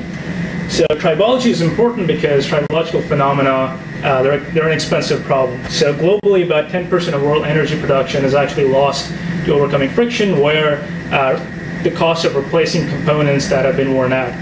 In the US alone, we're talking about 4% GDP, which is about $600 billion spent in just overcoming frictional losses and wear, and again, overcoming the cost for replacing worn parts. Now, you might think that friction is or tribological phenomena are a large-scale problem, but in reality, friction, wear, and all tribological phenomena actually occur on fairly small length scales. So when two surfaces slide against each other, friction and wear actually happens on very discrete contact. So the surfaces, no matter how smooth they appear, at atomic and nano length scales are actually comprised of roughness.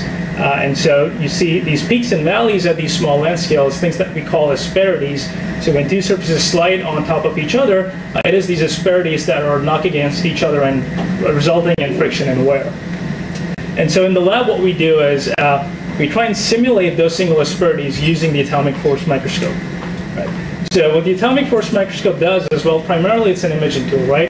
But the AFM probe also lets us simulate those asperities in contact in the macroscale systems. So what we're able to do with the AFM is we're able to control things like stress, sliding speed, the environment in which it's sliding. We're able to simulate those macroscale sliding conditions.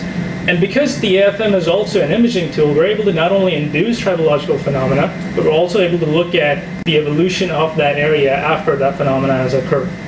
And so the AFM, this is what we call the in situ AFM technique, where we're not only applying stresses and sliding speeds in those harsh conditions to evolve the contact, but also looking at the contact at the end of that. And so my research and what I'll be talking about primarily deals with automotive lubricants. Now, if you gas your car and you go for a road trip, about a third of the input energy from the fuel is going to be lost to frictional, or is going to be lost to friction. And a good component of that comes from viscous dissipation in your lubricants. And so things like churning losses and viscous dissipation from the automotive lubricant that you're putting in the car. And so one of the ways to recover those dissipation losses is just to use a lower viscosity lubricant, right? The problem with that is you recover some dissipation losses, but when you reduce the viscosity, wear of those surfaces becomes more prevalent. And so now you need to think about wear mitigation strategies. And this is where anti-wear additives come in that you put in your engine oils. And so we've been looking at two kinds of anti-wear additives. The first is called ZDDP, so it's zinc dialkyl dithiophosphate. This is a fairly old lubricant additive that's been used for several decades now. We're also looking at nanoparticles as potential lubricant anti-wear additives. For both of these chemistries, what we're interested in is how do these operate at those fundamental nanoatomic length scales, and how do these additives provide the wear protection? All right, so I mentioned we're going to be using the AFM as kind of a nanoscale tribometer, right? So we're going to be using the nanoscale probe in an AFM as a surrogate for single asperity contact. What I've shown here is a colloidal probe. This is just to illustrate that we can work with a single asperity, or we can do a few asperity contact, which is what you get with these probes. What we're doing in this schematic is we're basically trying to simulate conditions that you would have in, let's say, a camshaft or an engine liner or anything like that. So we're able to change the temperature. We're able to put an actual lubricant with additives in it and run it in an AFM. So what we're doing in these tests is we're running this AFM probe, we're raster scanning back and forth, and we'll run this at a fairly high stress in the center, periodically zoom out, reduce the stress, and see what has happened within that contact, what has happened because of the applied stresses, the temperature, and so forth. And because the AFM is a quantitative imaging tool, we're able to stitch those images together and actually look at the evolution of the contact. And so this is just showing you the evolution of that high stress zone in the presence of a lubricant anti-wear additive. And again, like I mentioned, it's a quantitative imaging tool, so we can actually extract tribofilm volume. So you're getting this film that's being formed in the center of the contact, and we can look at how the volume evolves over time. And you can look at things like the effect of stress, the effect of temperature, the effect of sliding speed, and so forth. And so we apply this technique to ZDDP, which is the legacy anti-wear additive. And what we find is that the growth rate of these films, the films that we're forming in the AFM with ZDDP anti-wear additives, the growth rate increases as you increase the temperature, and it increases as you increase the contact stress at that tip. And so using this data, what we're able to do is we're able to say something about the mechanism by which these films are forming. So you'll notice that both the growth rate with both temperature and contact stress grows exponentially with each of those variables. And so using fits to this data and using some analysis, we're able to say something about the kinetics, and in particular, we're able to say that ZDDP growth is actually stress activated and thermally activated, and actually follows Arrhenius rate kinetics. Right? We can do the same thing with zirconia nanoparticles, which is the nanoparticle model system that we're using for simulating the nanoparticle anti-wear additives, and you see something similar. The only difference is with zirconia, you actually get growth even at low temperatures. So you'll notice with ZDDP, if you look at the temperature dependence, it increases with temperature, but this is 80 Celsius. At room temperature, ZDDP doesn't actually like to form tribofilm, so it doesn't provide very good wear protection. When you look at these nanoparticle anti-wear additives, zirconia nanoparticle additives, you can actually go down as low as -25 Celsius, and you're still getting fairly consistent growth rates across that temperature spectrum. As far as the stress goes, you see kind of an increase again with increasing stress. It's unlike ZDDP in the sense that it's a linear increase and not an exponential increase. But again, this tells us something about the kinetics by which zirconia nanoparticles are able to form these protective films on the surface. Right. Now, we are able to form these films with zirconia nanoparticles. What we're interested in now is kind of furthering that knowledge. How good are these tribofilms and how good a wear protection are they going to provide? And so what we did with those tribofilms, again, formed in the AFM, is we did some focused ion beam sectioning, and we looked at those films in the transmission electron microscope. And so I've shown some screenshots here of this tribofilm. So this is the steel substrate that we're forming these films on. This is the actual 80 nanometer zirconia tribofilm, and this is just a platinum overcoat. And so if you zoom in, what you find is that the zirconia film that's created because of these floating 5 nanometer particles is actually fairly dense. It's polycrystalline, it's dense. If you look at section of this tribofilm, you'll actually begin to see evidence of grain coarsening. So you're starting to see grain sizes that are larger than 5 nanometers, which is your starting nanoparticle size, right? And so what this is telling us is that because of the applied stresses and stresses alone, reasonable temperatures, but because of the applied stresses, we're able to lay these particles down on the surface to begin to nucleate, to begin to grow. And not only do they grow, but the microstructure is fairly dense. You're creating, you're compacting these particles, and you're inducing some grain coarsening within these tribofilms. In terms of mechanical properties, you do nano indentation measurements. What you find is that the elastic modulus and the hardness of these zirconia tribofilms are actually fairly high, considering that these were formed in situ in an AFM. So measured elastic moduli are close to about 150 gigapascals, hardness 7 or so gigapascals. So this is still softer than the steel, but if you look at bulk zirconia formed through pattern metallurgy, you're talking about 200 to 250 gigapascals. So we're able to not quite reach to the 200 value, but get fairly high in terms of the modulus and the hardness. So again, that speaks to its ability to provide some wear protection without wearing the underlying steel, because it's still softer. All right, so that was kind of a snapshot into the work that we're doing, trying to understand growth kinetics of anti-wear additives. Well, then we thought that, okay, so we're able to form these nice structures on the surface just by scanning in an AFM. What else can we do with this? And so that kind of led us to this whole idea of patterning at the nanoscale using the AFM. Right, so this is just a schematic of what I've shown so far, right? So we have a liquid cylinder in AFM. If you enclose the tip in a bath that has these particles floating, ZDDP, nanoparticles, or what have you, just by sliding on the surface, applying that shear stress on the surface, and maybe applying some temperature, what we're doing, what I've shown you so far is we're creating these patterns on the surface. And so by controlling where your tip moves, you can create custom patterns. You don't have to create boxes. You can create more fancy things.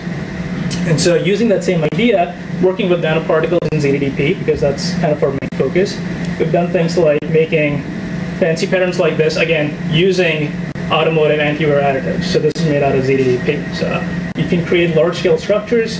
You get height resolution of a few nanometers going all the way up to a few hundred nanometers.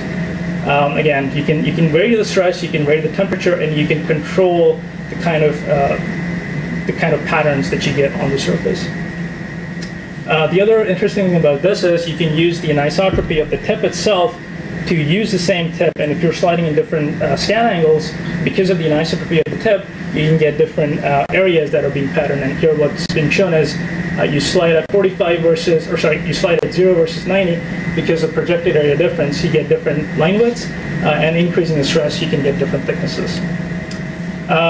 What you can also do with this system is you can do patterning with multiple components. And so we tried playing around with both zirconia and ZDDP independently. We did these sequentially. So what you're seeing here is a base zirconia pattern, or zirconia film, and then we switched out the oil and put in ZDDP. So you're able to form a zirconia pattern on steel and then a ZDDP on top. You can also mix the two together. So if you have ZDDP and zirconia together, you create a pattern. If you look at the cross-section, the flip section and the TEM, you'll actually see a nanocomposite structure. So I mentioned zirconia films undergo some grain coarsening. If you mix them both together, you'll actually find discrete grains of zirconia kind of encompassed within a ZDDP matrix.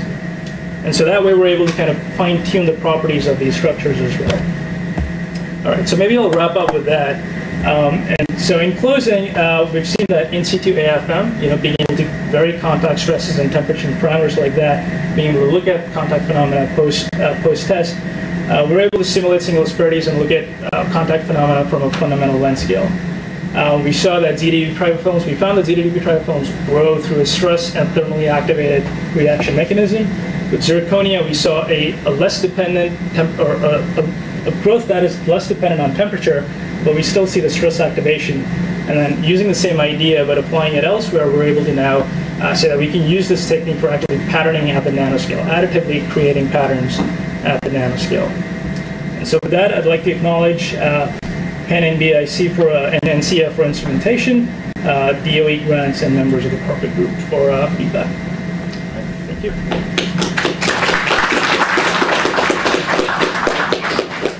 Are there any questions for the speaker? I have one quick question. Sure. So the ZDDP, is that being chemically modified, or is that also crystallizing? Or so it does get chemically modified. Okay. It's degradation products of the ZDDP, that, okay. So it's polyphosphate glasses on the surface. I see. Okay. And so you can use another technique to analyze the composition of I guess, as well. Yeah. Okay. Yep. Absolutely. And it sounds like you could build multi-layer stacks now. Yep, definitely. So you can switch out the materials and you can get layered structures. Okay. Yep. Thanks. Any other questions? Thanks very much. Thanks again. The next speaker here, Jeffrey.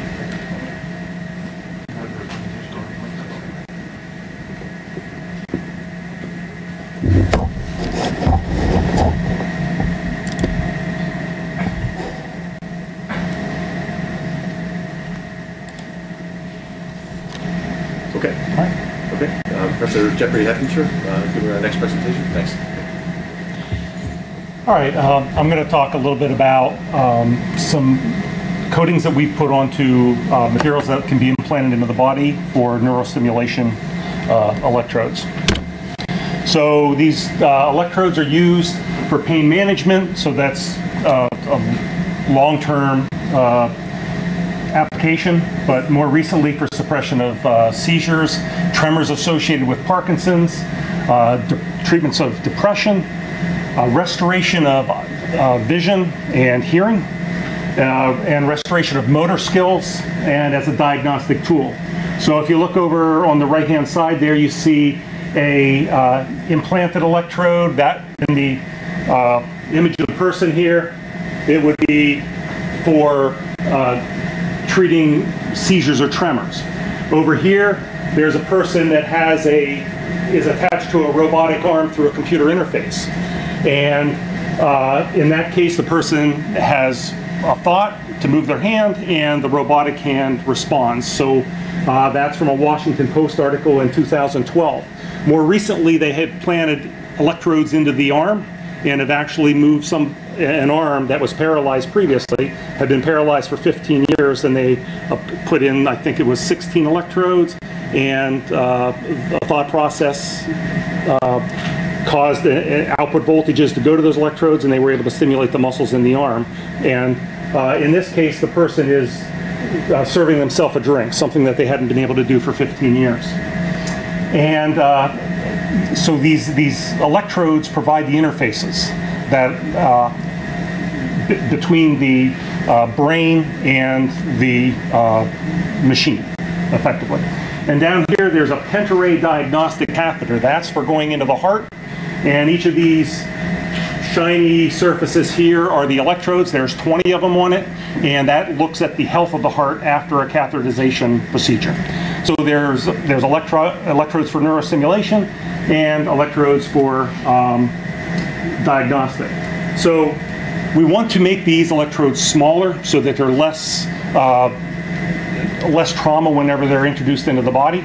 It turns out that in this case with the robotic arm, what would they find is that after a period of time, scar tissue forms around the electrode, and it becomes less effective. So a person is very excited because they're learning to move this robotic arm more and more, and as time goes by, this scar tissue forms, and then their improvements go away, and in fact they see some reduction in the motion. So we want to miniaturize these electrodes. So most of them are cylindrical. So most of the ones that have been employed so far are cylindrical. And the idea of them is that you're taking information from the biological system where the information is in the form of ions, right? Sodium, chloride, hydroxyl groups, things like that in the biological system. And you're trying to couple that information from the electric fields and the charge into a electrical conductor, the underlying electrode, which is typically platinum, iridium alloys, something like that. And so what we're working on is making this coating that improves the interface. So people have been looking at this for a number of years. They've deposited platinum materials in different forms, platinum gray, platinum black, which get the name because of the way light shines on it and is absorbed, so they have very poor reflective properties. And then titanium nitride and iridium oxide. So those are the ones that we've been focusing on.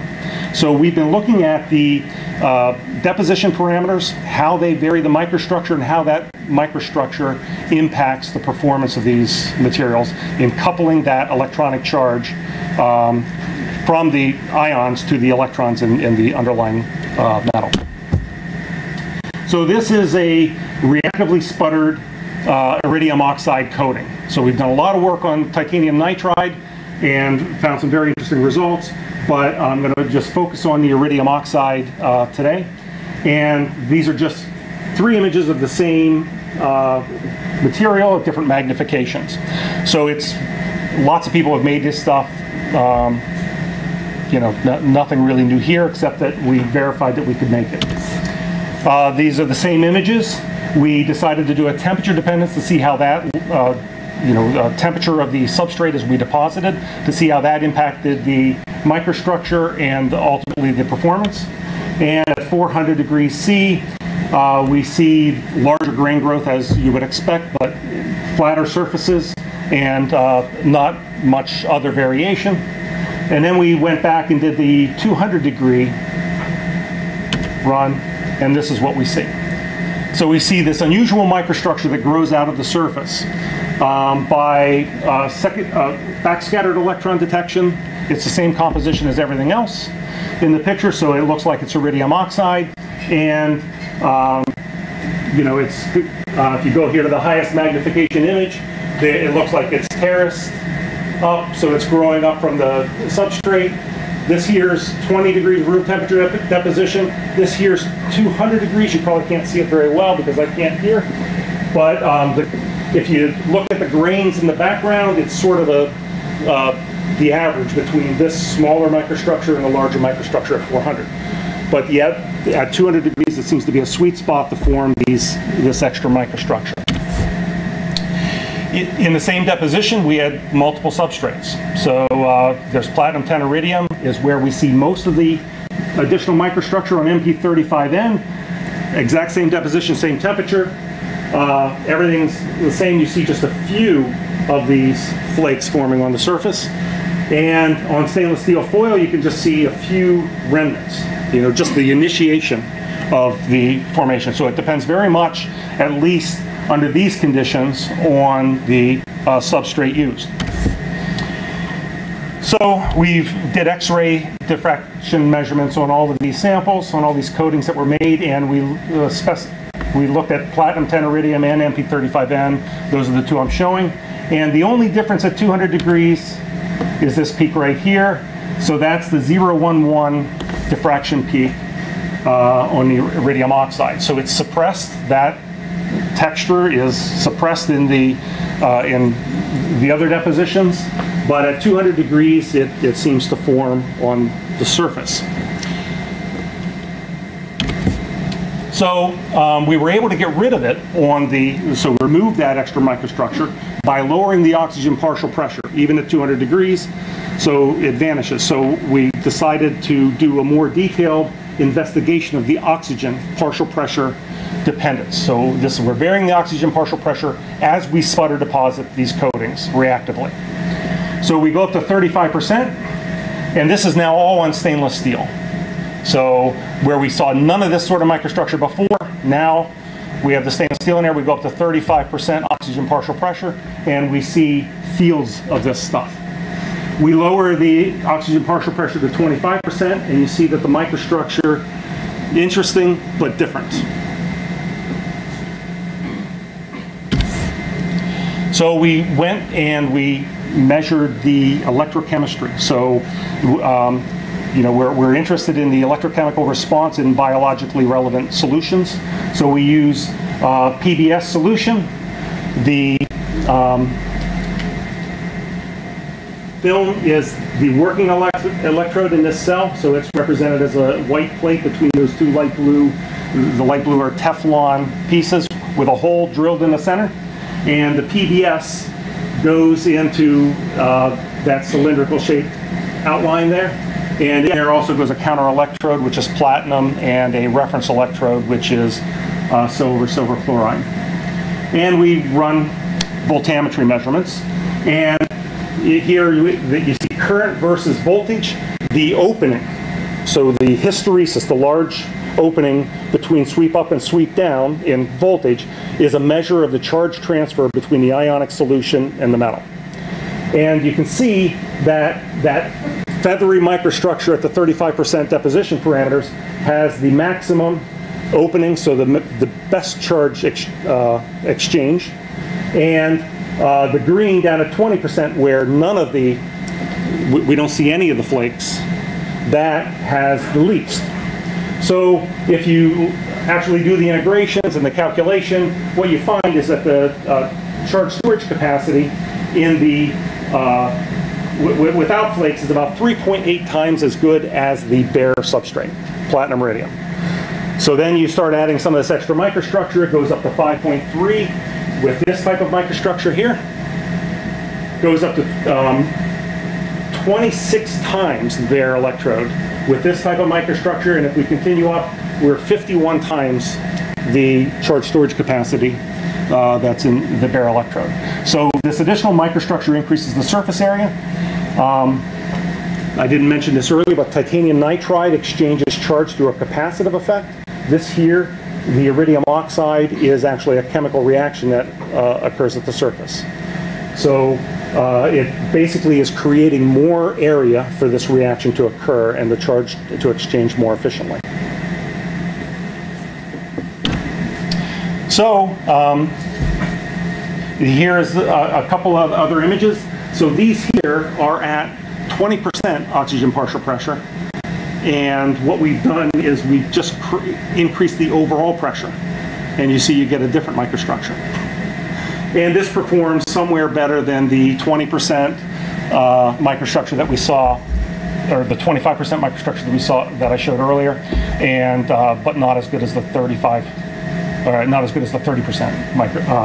microstructure. But it looks like it has maybe a little bit more rigidity. You know, the cross sections are a little bit larger. So you know, we've developed deposition techniques that allow us to adjust the microstructure of the iridium oxide coatings, and therefore we can adjust the charge exchange between the ionic solutions and the underlying electrode. And just some acknowledgments. Most of this work was done by Natalie Page, so she's an undergraduate student at Rowan, and John Lucci did a lot of the electrochemistry. The work is done in collaboration also with Shahram Amini at Johnson Matthey. So we have a very good relationship with Johnson Matthey Noble Metals in Westchester. Lei Yu is a faculty member in the chemistry department at Rowan, and he's helped us with the electrochemistry. Johnson Matthey has provided all the precious metals that we've sputtered, so the iridium, and all the microstructures, and almost every sample we've made, we've done fib cross-section measurements on here at the Center for Nanotechnology. So thanks a lot.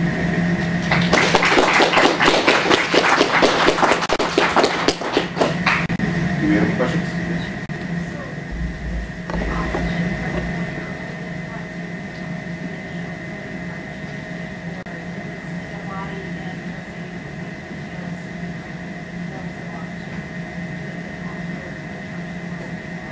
No, it's only from that.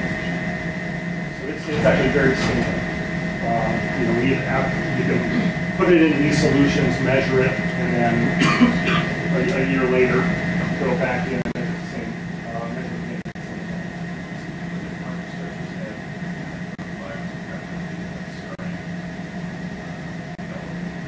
So we've not done any cytotoxicity tests or anything like that. I would guess that because the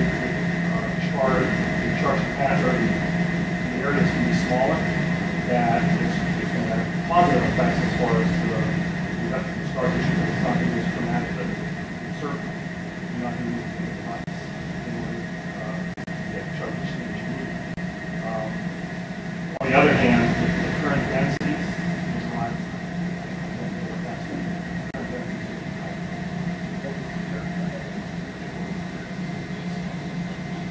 oh, so all this one here, this is a 100 nanometer bar right there. Can you see that?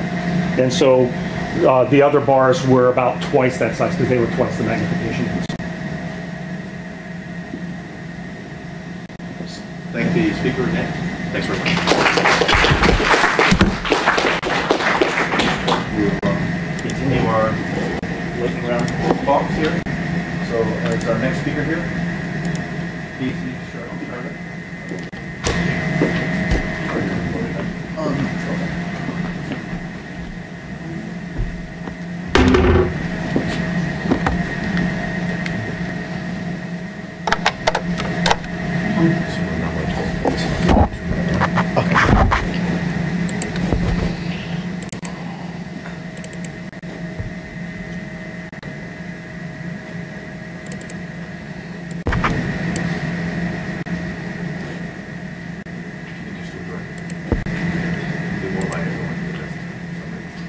Sorry? You can just directly. Okay.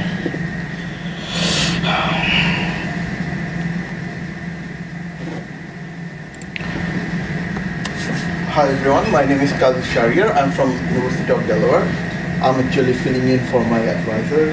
So I'm just saying subtly, don't help me not good. Just kidding.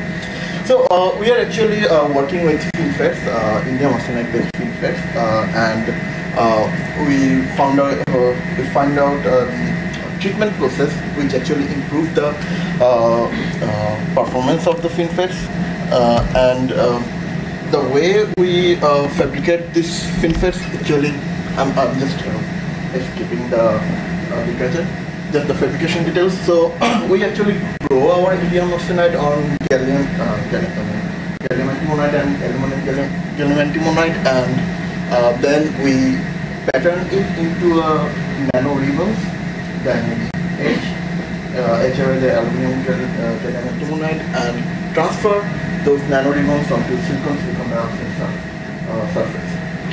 Then we just usual fabrication process. We etch fins and then put soft strain metalizations and put ALD gate oxides and then do the gate metals. So we perform our atomic layer deposition in Singh nanocenter, and other processes are done in our nanofab. And these fins are actually very small. Like we vary our fins from 15, 20, and 25 nanometers. The whole device is around 3 micron across, and the fins are spaced from 1 nanometer, 100 nanometer apart. So after making these devices, we put it into a superacid.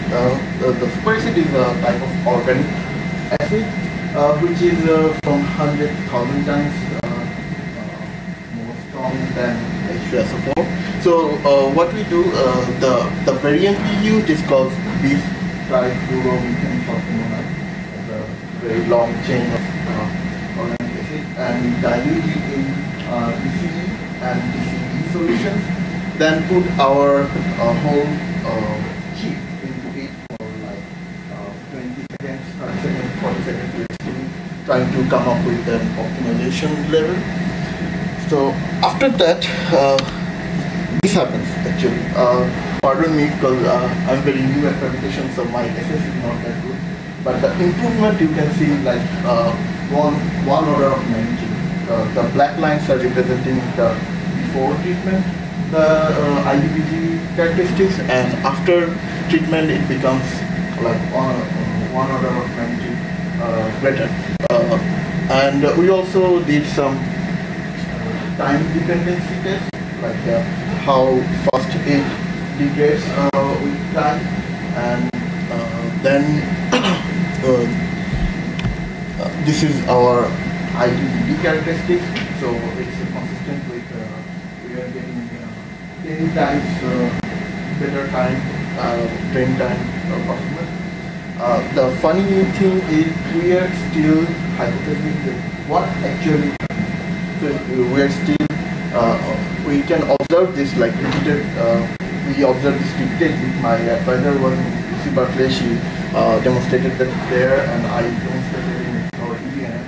But we are currently trying to investigate what's actually happening. We have a couple of theories, but we are not complete about that. We are not confirming that those theories are correct. So one of the theories is like when we put it into zirconium, into superacid, some of the superacid is penetrating through the zirconium dioxide and forming at the interface of zirconium dioxide and indium arsenide. There is a formation of indium arsenide oxide, and these type fluorosulfur will be some XPS results. And from the XPS results, currently I can show you the XPS results because still processing, but from the actually I did the XPS 3 days ago. So from the XPS results, we can see some of the superacid. It has nitrogen and hydrogen bond, and it plays on in the solution. And some of those bonds are formed. There is a indium arsenide oxide and sulfate type of bond in the interface of zirconium dioxide and indium arsenide. We are suspecting that that is somehow increasing the mobility of the electrons. That's why we are getting such improvement in the current and transfer characteristics. And another surprising thing is that zirconium dioxide and superacid are also used in solid polymer electrolytes. So we are also investigating if it's possible there is some other sort of effect, like some these solid polymer electrolytes are used in lithium-ion batteries to enhance the charge transportation. So we are looking if there is some possibility that that's also helping the charge transportation between the source and plate. And we also did some time study. We initially hoped that the improvement will go down to the original state after some time, but I'm showing you we are up to 60 hours of data, but I have up to 230 hours.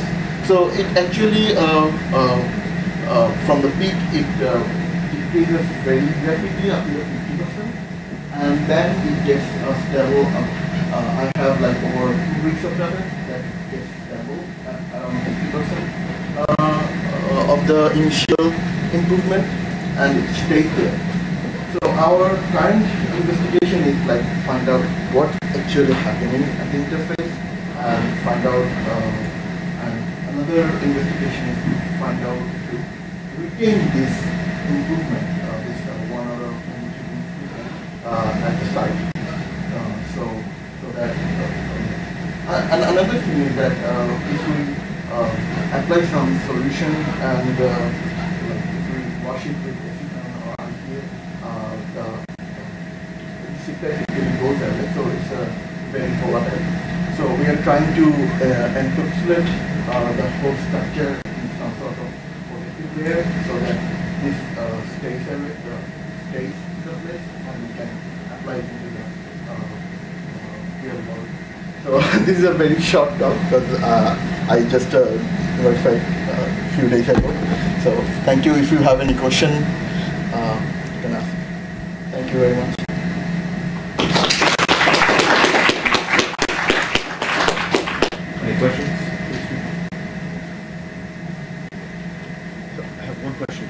So have you applied any other maybe traditional silicon CMOS electrical characterization techniques to look at it? For instance, if you have something at your interface, maybe you can see capacitance changes and things like yeah, that. Okay. we are also, we are doing TLM, CV, all this stuff. DLTSV, maybe? So actually, TLM shows us that the resistance maintains the linearity, but the RC changes, the contact resistance changes. I see. And also the CV measurement shows some of the inversion is changing, but we are just trying to confirm it. But, it's just it's a work in progress. Sure. So we are still doing experiments. So it sounds as if you're saying contact resistivity changes, it's not even at this active region. It might be at the source drain connection. Source drain also in the TLM measurement we did on the channel type of thing. Right. Contact resistance actually the RC slightly goes down, and also the slope goes down. Oh, so the sheet resistance too. So you know it's in phase as well. Okay, got it. So something's penetrating through your dielectric. That's interesting.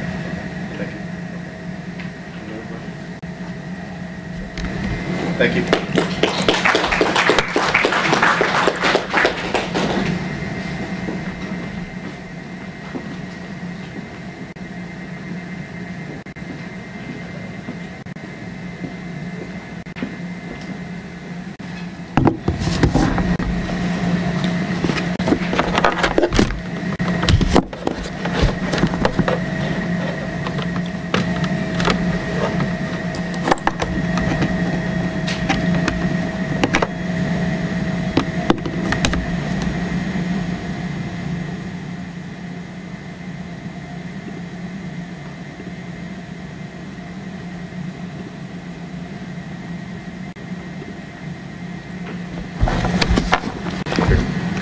So Mr. Agarwal from UPenn will give us our next presentation.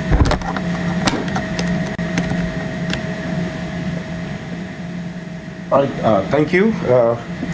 So I'll talk about one aspect of our research. I just work the next building in that direction, LRSM, and my students use facilities in this building, and I also have an optics lab in the basement. So what I talk about is some of our recent efforts in making very thin, ultra flat, and also tunable optical devices. And, just an example. So the motivation is the following. So this is something we're seeing more and more of these days, virtual reality devices. And when you wear these devices, we look like fools, right? Because we basically do something like this. And the reason is, as you can see, they're very thick and and they look weird. So can you imagine, and I think this is going to happen maybe in 10 years or so, these things will almost look like regular glasses. This entire thing will shrink down to very thin optical components. And this is the idea of our research. The reason why these devices are very thick currently is because in order to manipulate optical properties, you have to have optical components that are many, maybe 1,000 times bigger than the wavelength of light. And for visible light, that is the light that we see, is of the order of 1 micrometer. So, and the more manipulations you do, the thicker they become. Another motivation is, again, great advances, but still a lot to do. These are cameras in a cell phone. So, these days, cell phone, I don't know, 10 megabyte camera, of the order of tens of megabytes of cameras are available, but they still lack one functionality, and that is they don't have a real zoom. And the reason why they don't have a real zoom is because in order for, as you know, the zoom lens, it has to go out of plane. And that makes it, it's very hard. So if we can imagine, if we can make ultra-thin flat devices, then, this buffoonery will end, and, we look more normal. And we can have more functionalities in cell phones, for example, but also in our computer devices. Because future computers are going to use light, and if we can make our device optical components very small, flat, thin, and tunable, then you can envision doing a lot of things that we can't do right now. All right. So how does optics work? It's very basic, treatment. So this we all know is a magnifying glass. It basically, what it does is it just focuses light to a point. And these are big components, again, big optical devices, and these are based on spherical glasses. And the reason why we need to use a spherical glass is because, as you can see, if parallel light comes and hits this curved surface, and we have to make it focus, all these parallel beams focus to a point, then basically what it means is these different components, although they are traveling different amount of distance, they have to arrive at this point at the same time. Okay? Which basically means if we use a curved surface, then because, as you can see, the angle of incidence of each of these beams that I'm decomposing light into is going to be different. So light is going to bend differently and hence travel and take more time or less time, so compared to this point. So this point, this line basically travels through the through glass straight and can arrive at a time, but this takes much more. This has to travel much more distance, so it has to arrive at the same time as this. Okay, and this is the reason why we use a spherical glass, spherical lenses, because by doing this we can control what is, and I'm going to explain the phase of light continuously, uniformly, to make them arrive at the same point and hence focus. Okay, so magnifying glass has only one focal length and hence only one magnification. But if you want to make a zoom lens, you can imagine, and we all have seen these zoom lenses. These are really big devices. Right? And the reason is, it basically, what they contain are multiple lengths, and you have to change the distance between them in order to change the focal length, and hence they have different magnification. So what if I tell you that we can make all these things on a flat, rubbery substrate, on a flat piece of rubber, okay? And then you can imagine what things you can do. All right, so in order, okay, so the reason why, as I said, the reason why we need a spherical lens is so that we can manipulate what is called the phase of light, so that the speed of light basically is slightly, the amount, actually the time it takes for light at different points to reach this point is the same for different paths. And to do this, basically, as you know, light is a wave which has what is called an amplitude, how much it oscillates amplitude-wise, and the phase is basically, basically a measure of where the maximum or minimum is. So if I manipulate something, let's say I manipulate the phase compared to the undisturbed light, as you can see, the output light now has a different phase compared to this undisturbed light. And by doing this, I can basically change things up, and then make them travel, make them focus, or do all kinds of other optical manipulation.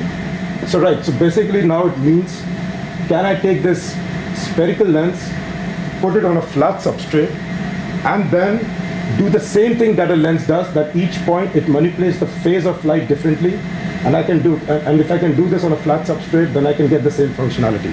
Right? So this is what the idea is, and the physics is basically nothing but which you probably all know, and it's very basic, is basically how we define refraction. And a very good example, simple example that I always use and other people use too is basically the lifeguard and the drowning man problem. So let's say this is a person who's unfortunate enough and is drowning, and the lifeguard has to reach this person.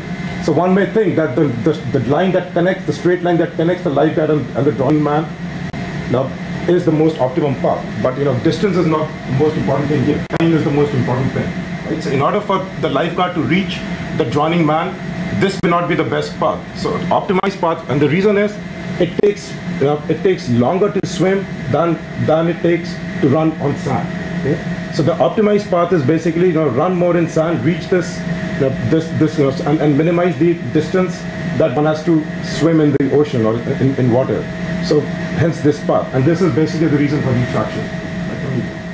Light bends because of basically it tries to basically takes the fastest path. Right. So this is the thing. Now imagine at the interface of sand and water, I put a wall with varying height. Okay. So which is equivalent to manipulate. The reason why I'm giving this example is this is equivalent to manipulating the phase of light locally. Okay. So now if you have a varying wall of varying height, then the lifeguard has to find another optimized path. Okay? And the optimized path is run some distance in sand. If the lifeguard runs until here, then he won't be able to climb the wall. So there must exist a path which is optimized in terms of time.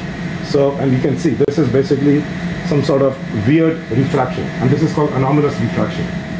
So imagine if I can put as light passes through this flat substrate that I'm talking about, and I can put this something equivalent to a wall of varying height, which means locally I can change the phase of light. Then I can get complex optical functionalities on a flat substrate.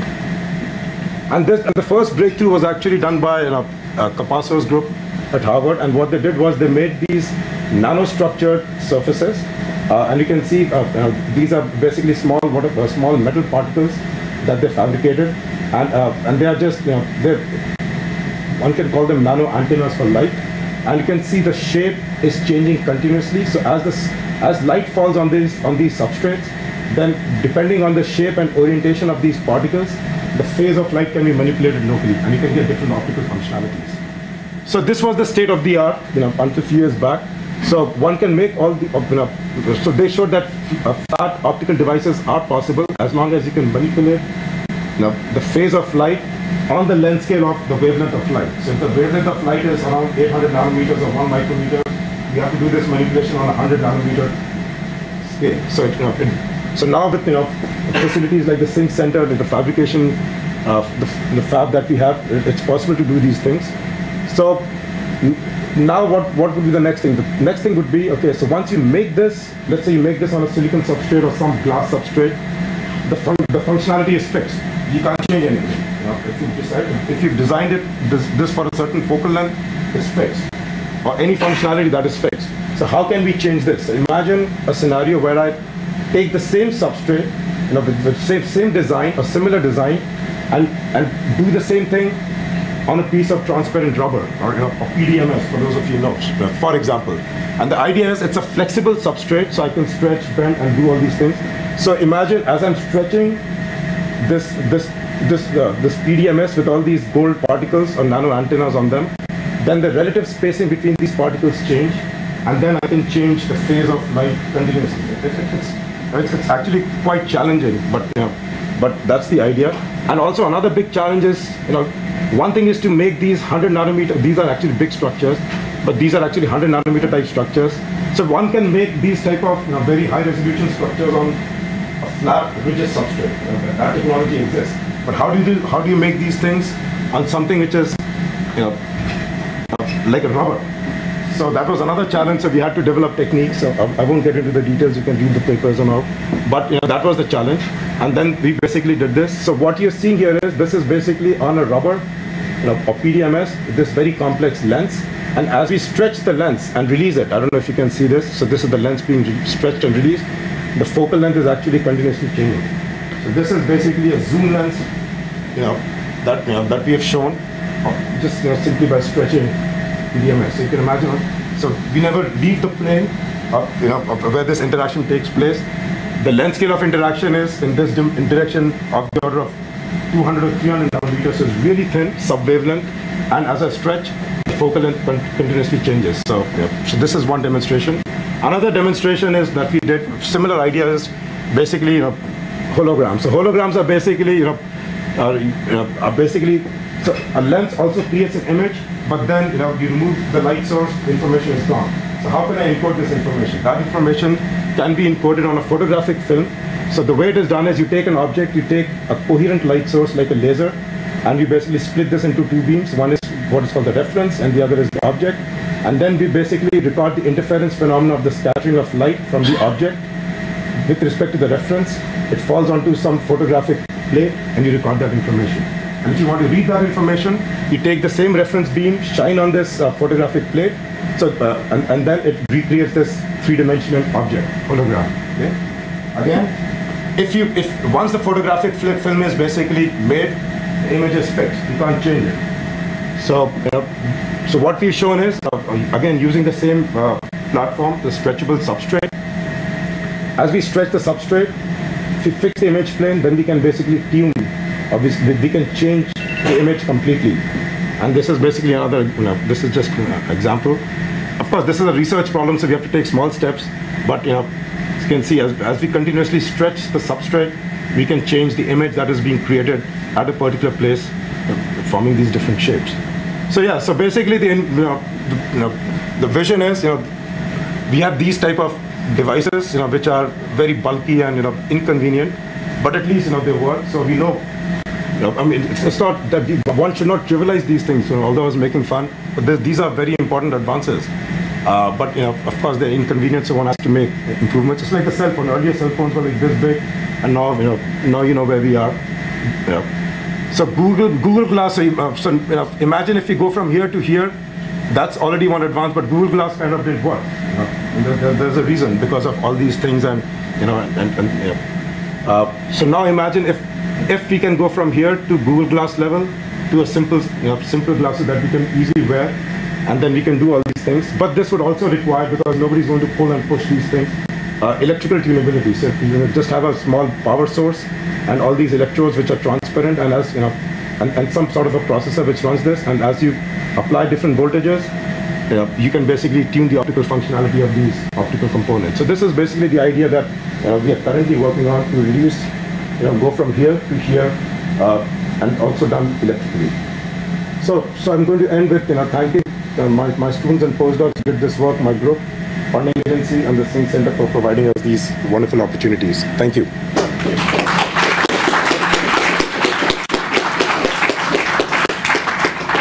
we have a question for the speaker? One quick question. So it was interesting when you were doing the stretching in the end, it looked like it went from a feature that was 4-fold symmetry to 5-fold symmetry. Is that right? So it's not just changing magnification or something like that when you're doing the stretching. No. It's changing. Wow. Yeah. So actual image. Yeah. And triangle to rectangle, square to. Yeah, to a pentagon or something like that. Yeah. Or even these. Like, okay. This is basically a smiley face and unhappy face. Oh, okay. Yeah, it is. It's hard to see in this light. Yeah. And another example is like completely different image, 1 to 2. Okay. Oh, and is that because you actually took these two holograms? Superimpose. Yeah, basically these are superimposed phase information. Yeah. But now with the stretching, you could you in and out project of one and not the other. Exactly. Cool. Really nice. Thank you. Oh, yes. Sorry. What is the displacement that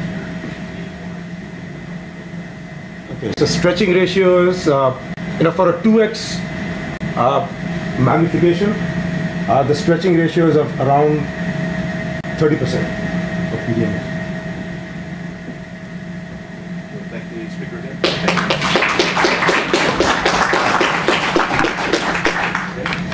Lightning round or one more speaker? Valentino? Dr. Topics?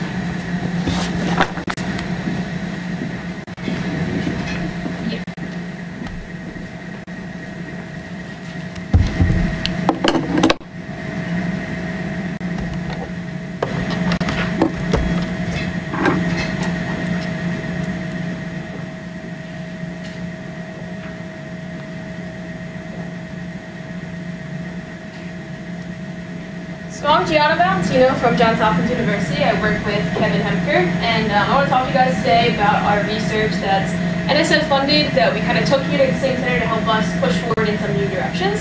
And it's going to be about alloy development of a nickel molybdenum tungsten ternary alloy for MEMS applications. So I'm sure this whole community is pretty familiar with MEMS, but just for completeness, MEMS is micro electromechanical systems. So the whole idea is you can have moving electrical components on the same platform. And if you think about today, MEMS devices, they're in everything from your cell phone, you pick it up, your tire pressure sensor. They're used for everything, and they're traditionally based out of silicon. And silicons also, we're definitely not trying to down silicon. Anyone in the IC industry would be upset with us. So we kind of want to pick up where silicon leaves off. We're envisioning new MEMS applications for high temperature, more extreme environments, maybe longer life cycles, some fatigue. High temperature is kind of where silicon doesn't meet the criteria. So we're looking to make a new alloy to kind of go forward for future applications. So with this all in mind, we wanted to keep a few characteristics in mind when developing this alloy. So the first was high density, so we wanted to go for metal rather than some ceramics that are also used in MEMS devices like silicon dioxide and things like that. Low CTE, this is one of the most important things for anyone in the MEMS community. If you have different levels of whether it be metallization, polymers, whatever layers you have, you need to have good CTE match so that if you could take it through temperature, you don't have a lot of lateral displacements and things like that. Curling and things like that start to arise. Creep resistant is huge. You want to take this to temperature and make sure that your sensor is actually behaving the way it should. It's not moving as a function of this temperature you put it at or these loads that you're applying to it. high strength and fatigue resistance in case you want to take it into some damping type situations. So we work with GE Global Research, and they actually have pioneered really metal MEMS in the community.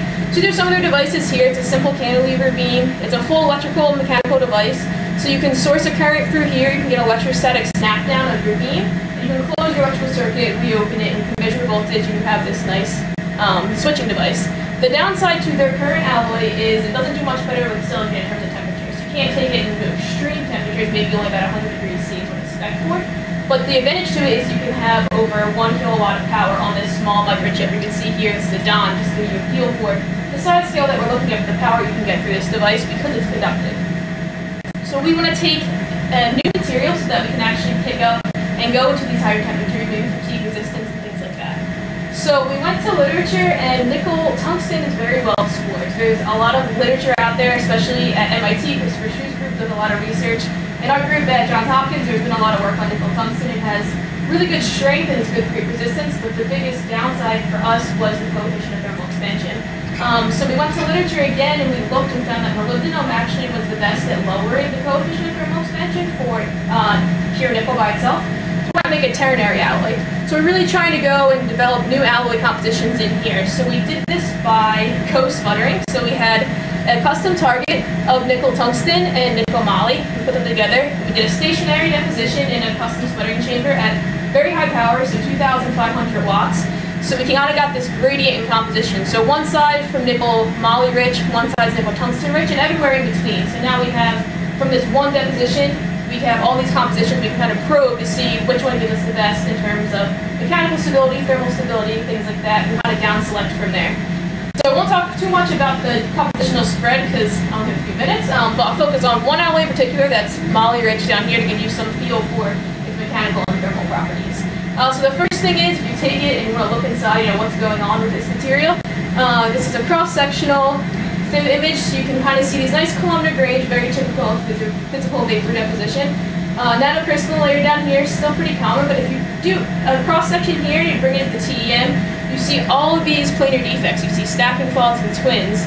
You can see the diffraction pattern as well, but if you go to high res, you can really see all of these nice twins that are parallel to the 111 surface. So these are predominantly nickel-based alloys, so they're FCC single phase, so you have the 111 texture out of plane. So you get all these twins that are going parallel to the surface, and they give it extremely high strength. So for this one alloy that I'm talking about, that's more nickel moly rich. It has tensile strength of over 3 GPa. So just for comparison, traditional MEMS materials you can put here like polysilicon, it does much better in terms of tensile strength.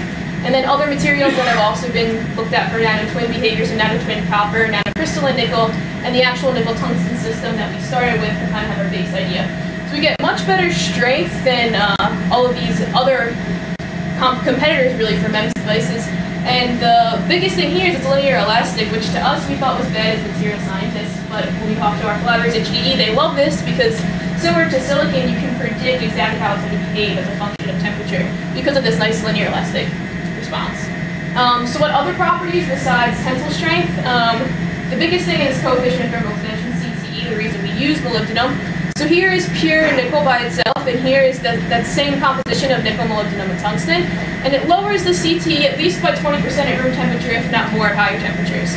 So the whole goal wasn't just to lower this, it was also to make some type of device, right? So the biggest advantage to having this be close to 10 times 10 to the negative 6 degrees Celsius is you can tailor different glasses to have coefficient of thermal expansion close to 10 as well. So that means that if you deposit on particular glasses that you don't have much of a CTE mismatch when you use this film as compared to using the nickel tungsten system. Besides CTE hardness, in terms of Berkovich nanoindentation, you get a really hard material. Not surprising to all of these twins and stacking faults. And the other great one you want to look at is electroresistivity, so the conductivity of this material. So typically, when you have a lot of defects, you lose conductance, right, because they impede the flow of electrons.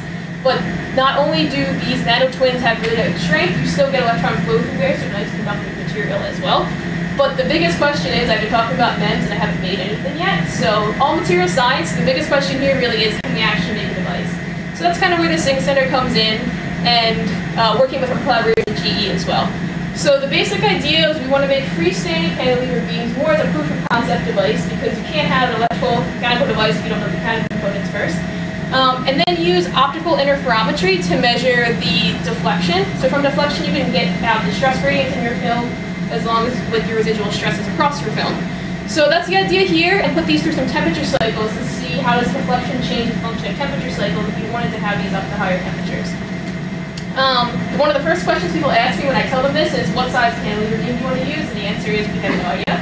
So we're going to use a mask with a whole variety of different array size of cantilever beams, from 1 micron width to hundreds of microns in length, short and fat, tall and skinny, any which way, to kind of see which one gives us the best stability over this temperature range once we have the right deposition parameters and everything, and which one will give us the least amount of problems if we actually go to high temperatures for these electrical and mechanical devices. So typical to what most people here do at Singh centers, use some fabrication process. So we're going to sputter deposit here, which is one of the more important things for us. Is the current films that we have were done in a custom-built chamber. So can we actually make this happen in a more commercial system so we can implement in everyday companies? And then do some front and back lithography, etch the nickel moly tungsten, some KOH etching and RIE. But the biggest challenge here is nickel, molybdenum, and tungsten is not a conventional alloy. I can't open up literature and it tells me exactly what etchant I'm going to use. So this is probably the source of my head scratching today, is to figure out what's going on here so I can etch this nickel moly tungsten and actually make this cantilever device.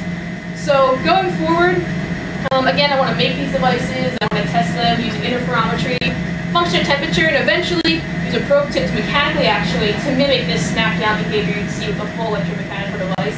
And then eventually, you want to put it into electronics, and you can have a nice micro-electromechanical systems with nickel or molybdenum and tungsten. So that's it. If you guys have any questions, feel free.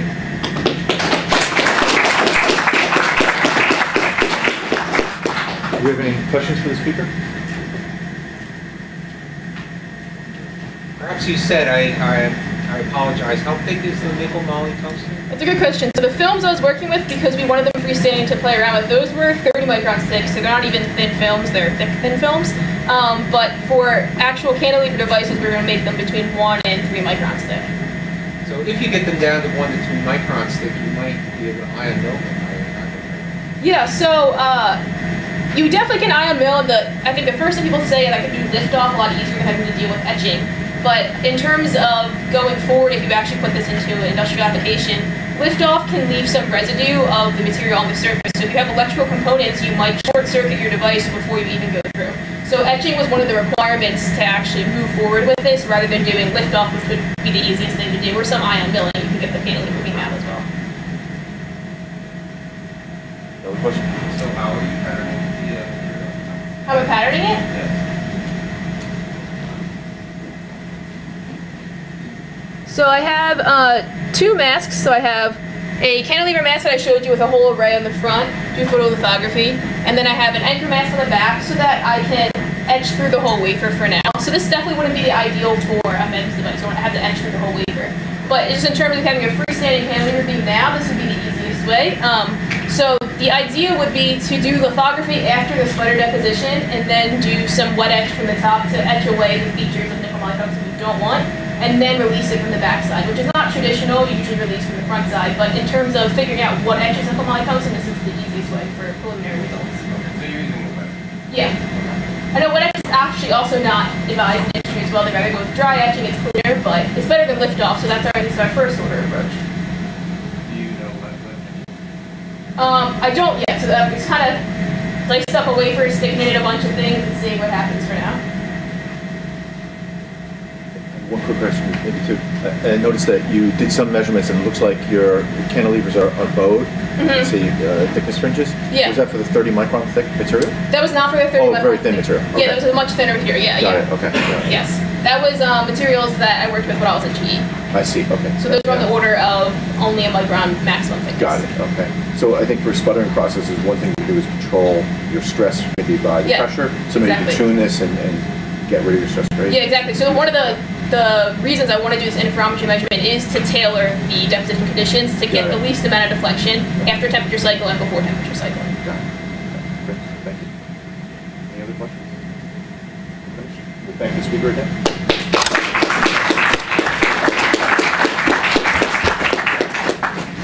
final presentation. Dr. Doug Yates here at UPenn is going to talk about some new microscopes. Yeah. There's a USB port right on the side here. And you could run it right on. That's what we're going to have to do. Pointer.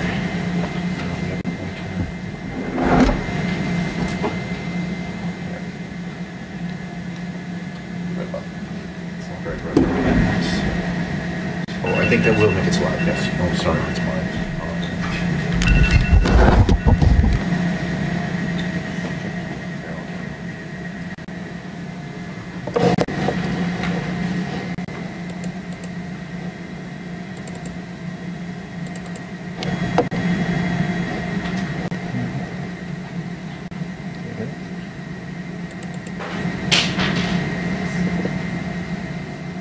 Is it big? It is big. Oh, here it comes.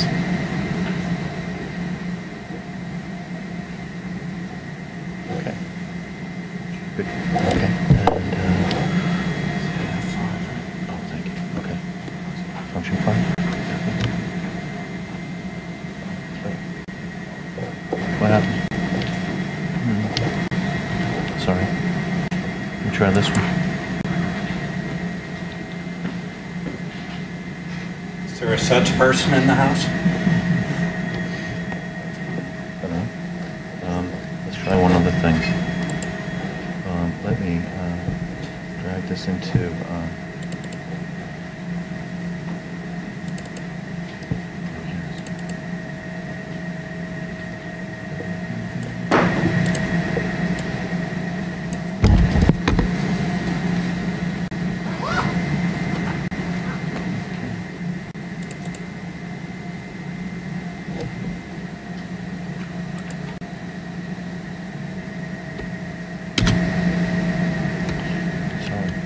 I don't know what's going on.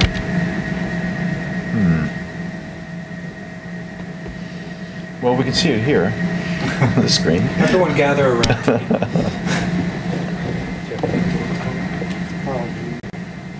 It's not mirroring.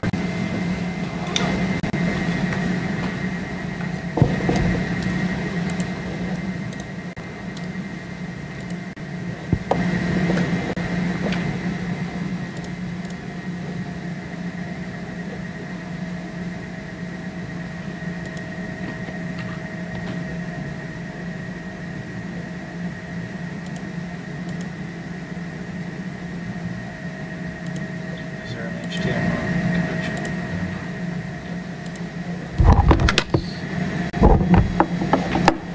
No. Probably the best thing to do is just switch. Just to go back and forth.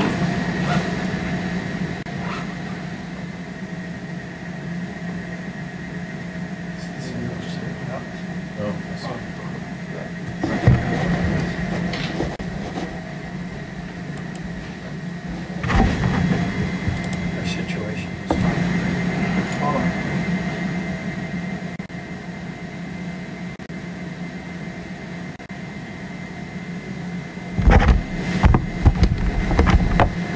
Thank you. I don't know what's looking. Okay.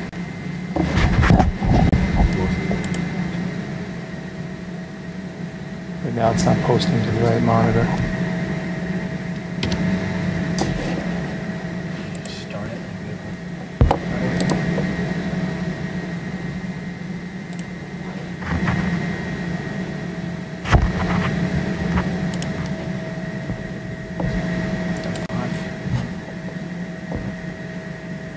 You can try it. And it's not calling, it's not knowing that there's two monitors.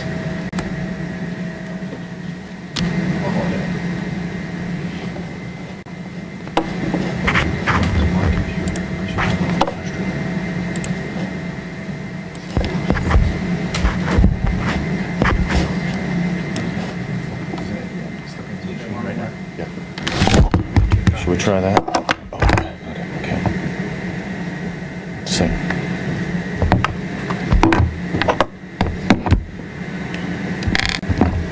Apologize. And it's the wrong one. The wrong one too. Yeah.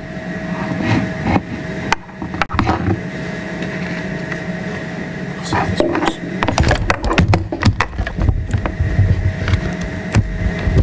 feel free to talk amongst yourselves.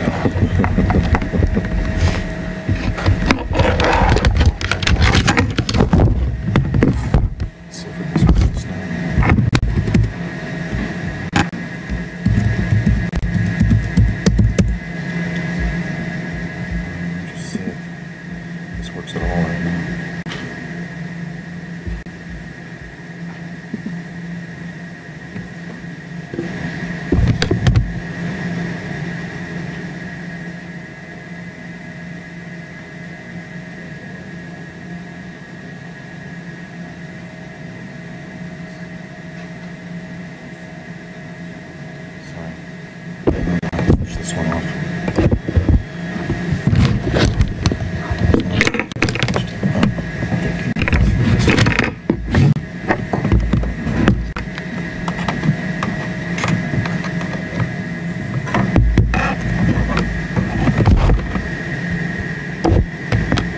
Okay, so we're halfway there. One more minute. You had your flashlight? I can take it out of here. We're almost there, everyone. Thank you for your patience. Oh, okay.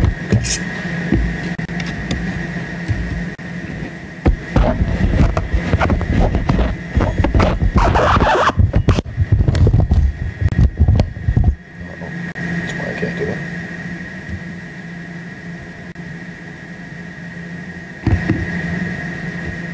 Yeah, these three. Here we are. Good. And here we go, almost there. Now that's your turn. Okay. Thank you for waiting. As our computer people would say, back away slowly and then run.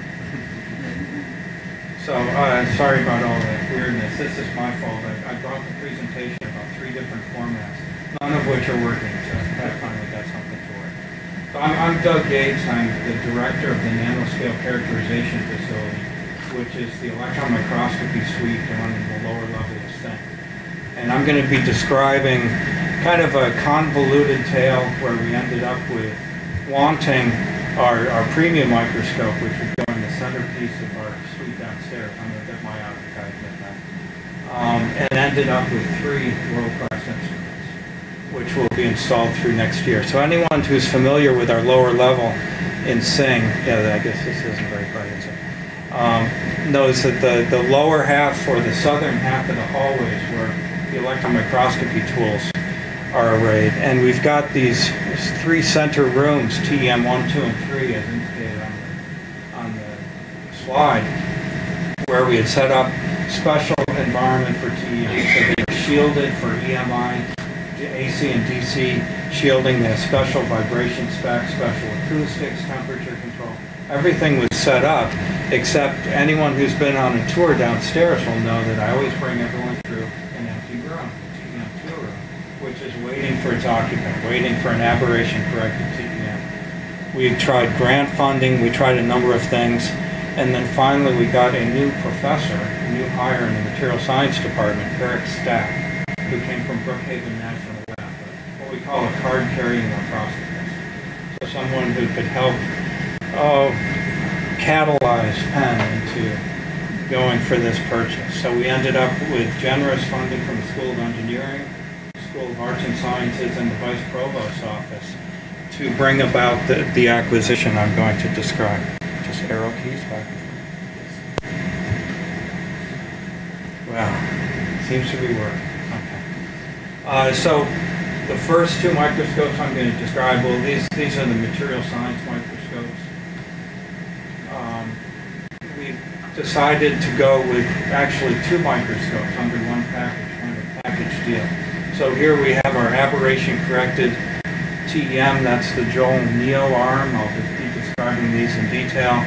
The other microscope, which is more of a conventional tool, is the Joel F200.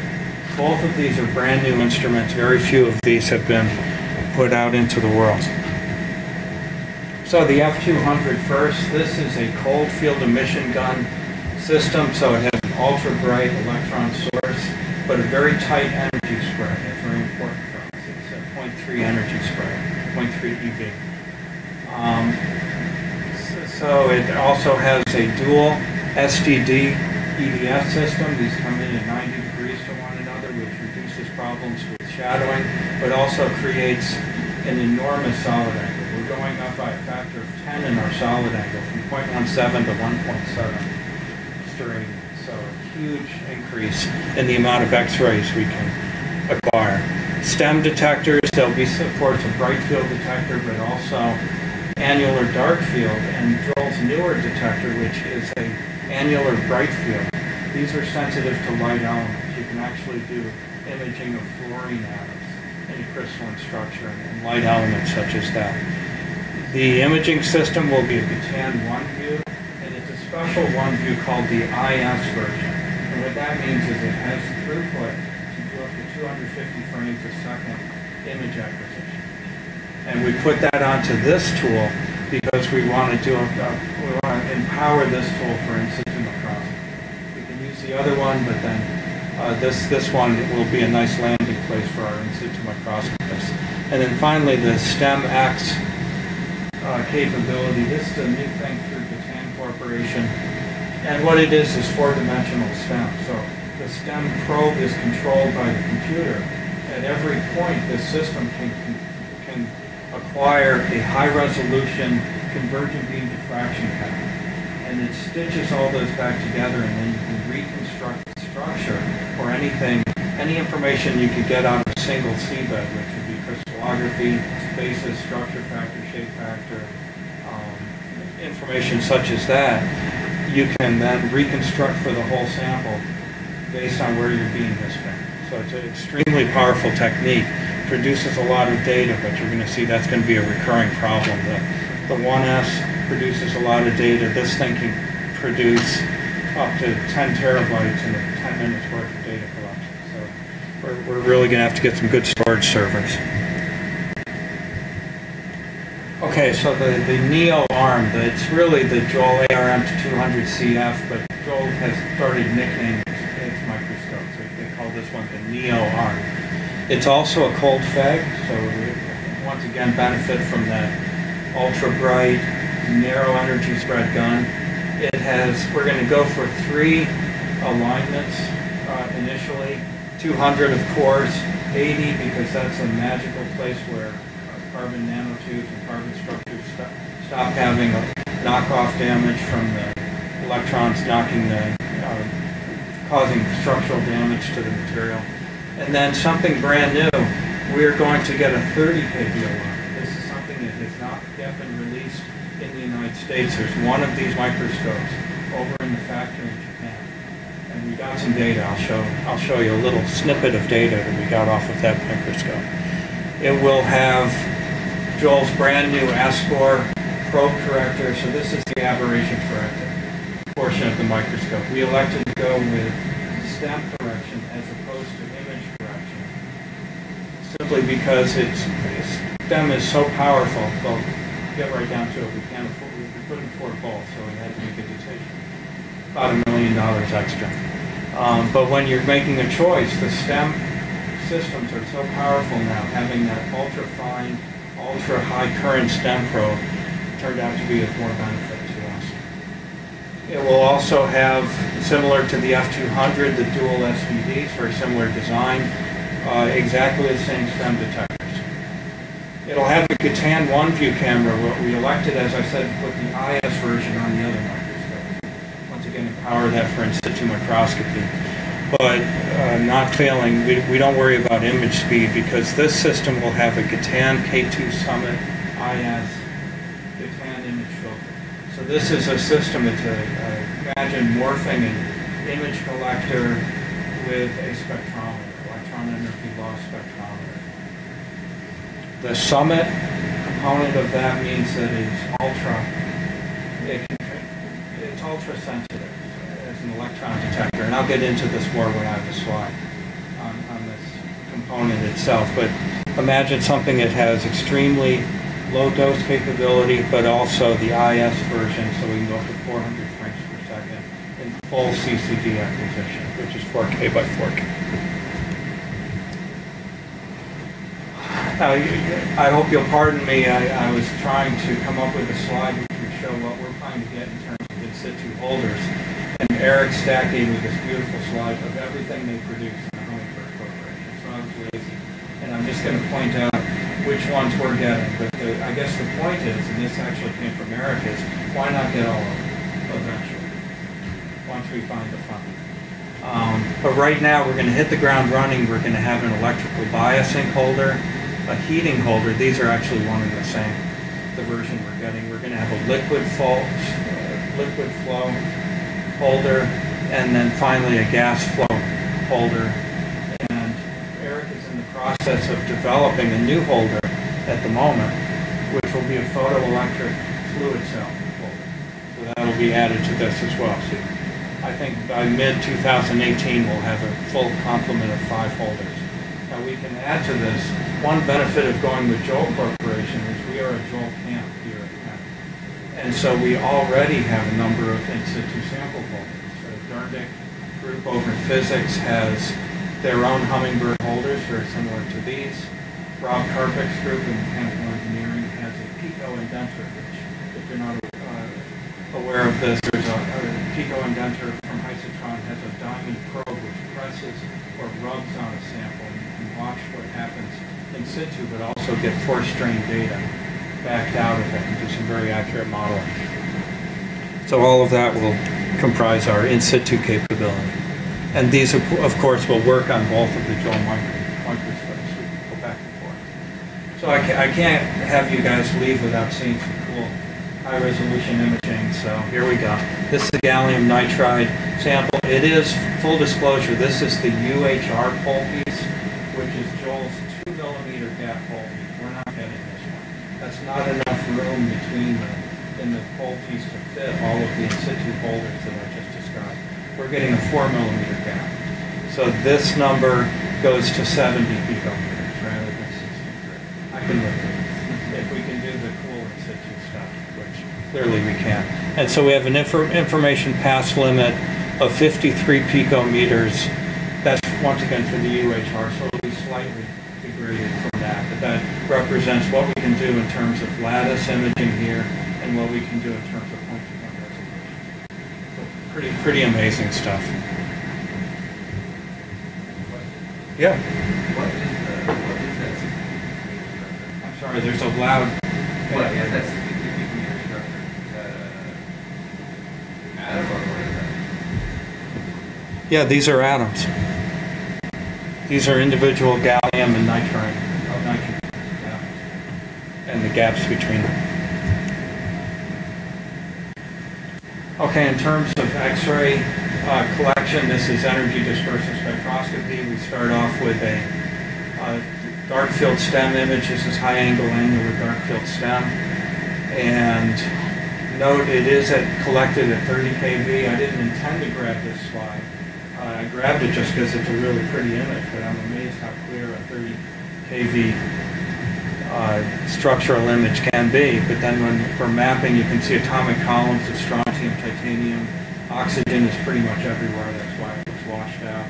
And then the combined image, very clear. So we can see atomic resolution, compositional mapping. Another example of that, and these are beautiful. Now these are 200 kV images. This is you can see the compound stacked up here along on the left image, and the bright field. So this is dark field, high angle annular dark field stem, bright field stem on the right. And when we do a mapping experiment of this, then we get the following result. And what they're doing is they show the raw data on the top, a 3x3 filtered data in the center, and then finally a Wiener, I believe that's a German word, I may say Wiener, filtered for noise reduction down at the bottom. A truly amazing resolution. The hardest part of this talk was figuring out what images not to show, the hundreds of images that we've seen on these things. So this is now getting to the point of that energy spread of the gun, where with a cold field emission gun, it's nearly always 0.3. I'm not sure what they did to make it slightly worse than that. but it's a 0.3 energy, EV energy spread, and they can go as low as 0.23. The cost, of course, is going from 15 microamps down to 0.1 microamp in order to get that tighter energy spread. But the one reason for showing this slide is the benefit of having that kind of energy spread resolution in the gun is you can do this technique of electron energy loss spectroscopy. And so looking at the silicon edge, we get splitting of the fine structure. So you can tell bonding environment, you can tell what coordination the silicon atom has inside of that structure. And so this kind of fine structure is extremely valuable. You not only know what elements are present, you can get into their bonding environment. And just for comparison, note that the green curve, or legend up on top, the green curve is a standard shock defect. So that's like the field emission gun system downstairs that we're going to be sunsetting to make room for these new tools. Whereas a cold fag with a tighter energy spread shows the splitting very clearly.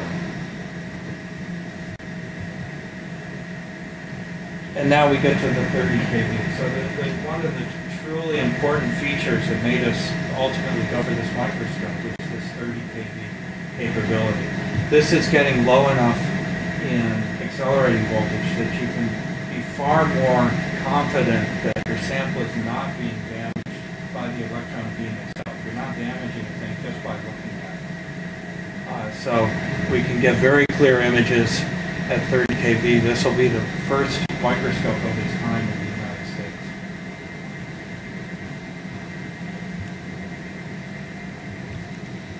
Okay, so on to that cool contraption down on the bottom of the microscope. This is that Gatan image filter system. As I said, it's got a summit capability, which is the extreme low dose detection, and it also has the capability of doing this super fast in situ frame rate. So this is 400 frames, full CCD resolution, which is 4K by 4K.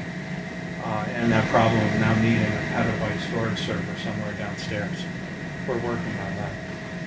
The one convenient thing about this is the direct electron detector is extremely sensitive and obviously very expensive. So it's switchable. There's a standard CCD camera, just a CMOS camera in line that can be used for electron energy loss spectroscopy imaging, or you can throw in the summit when you need to. But the summit can also be used for imaging or electron energy loss. And so it brings it forward some very useful features. So one thing is in low dose imaging. Some of these materials we're looking at, and this was actually, I have to say, was not collected on a Joule microscope. This was collected at Brookhaven National Lab on Eric's Titan. But it's the same K2 Summit IS camera down below. So these are materials which, if anyone who's done TEM on beam sensitive materials, you know it blows up before you even have a chance to look at it, much less take a picture of it. So these materials we're now able to do very nice imaging. I'm especially impressed with this lattice right here in this composite structure. I hope you can see that from the back. I know it's too bright in here. So you can see these types of structures and actually get a very nice images from and this is due to that low dose imaging capability. But then if we look at, rather than imaging, we look at spectroscopy, electron energy loss spectroscopy in particular. Now that we have this ultra-sensitive detector, so we put the K2 in line when we're doing fields, we're able to get out to extreme energy shifts or energy loss values. And so if you've ever done electron energy loss here or on a different, more conventional tool, you get up into the 2000 EV range and the intensity drops away. It gets very difficult to work. And anyone who's asked me to do FTEM or EELs on gold, for example, which has an edge up around 2400 EV, I would get the sorry look on my face and say, no, it's too difficult. We have to collect for 30 seconds or more to get a spectrum. And everyone knows that long collection times represents drift. And so your nanoscale particle you're trying to do the analysis on will have drifted away by the time you get a reasonable result. But here we are collecting these edges at extremely high energy loss values. So that's going to let us see that much more data be able to be that much more useful. Okay, now we get into the somewhat different story and the convoluted path we took to get the third microscope that I need to describe today. So the electron microscopy resource laboratory is the School of Medicine's electron microscopy suite. It's a core lab similar to us. They handle more of the biological